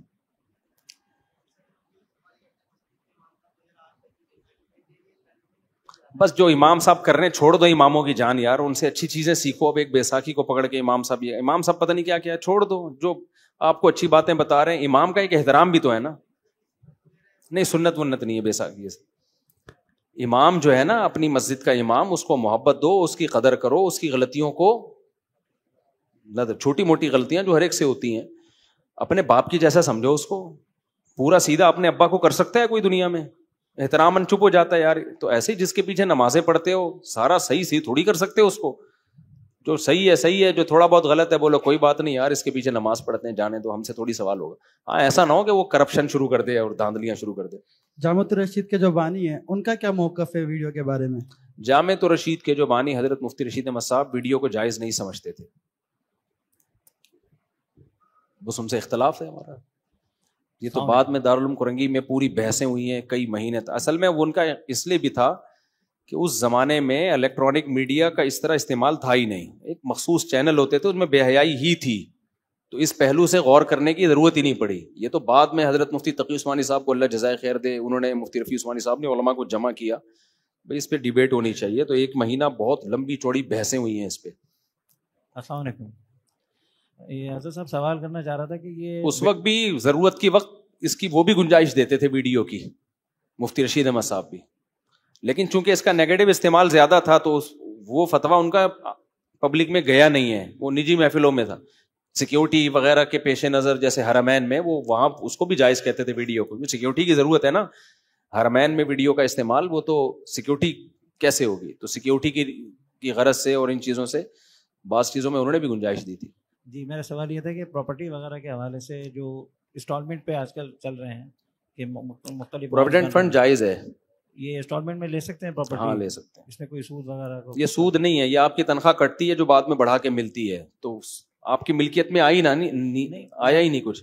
جی میں یہ اس کی پروفٹ فنڈ کی بات نہیں کر رہا ہوں, میں کہہ رہا ہوں کہ انسٹالمنٹ پہ جو بلڈرز انسٹالمنٹ کی جو پراپرٹیز وغیرہ سیل کر رہے ہیں, مال بن رہے ہیں, شاپنگ مال وغیرہ ہیں, جیسے جوڑیا بازار ہے, ابھی بلڈرز جو انسٹالمنٹ پہ جائز ہیں چیزیں, لیکن اسی وقت طے ہو جائے کیش پہ اتنی قیمت ہے, ادھار پہ اتنی, تو پھر وہ کنفیوز نہ ہو, پھر اسی وقت طے کرے میں کون سی قیمت پہ لوں گا, بعد میں وہ قیمت چینج نہیں ہو سکتی. بس میرا خیال ہے تھک گئے کافی. ایک سوال آخری, انڈیا والے بس آ جائیں جلدی سے مسافہ کر لیں, اور یہ ایک دو بھائی دو ہیں جلدی سے, شاباش. ابے تصویروں کی لائن لگ جائے گی, میں مر جاؤں گا, انتقال ہو جائے گا.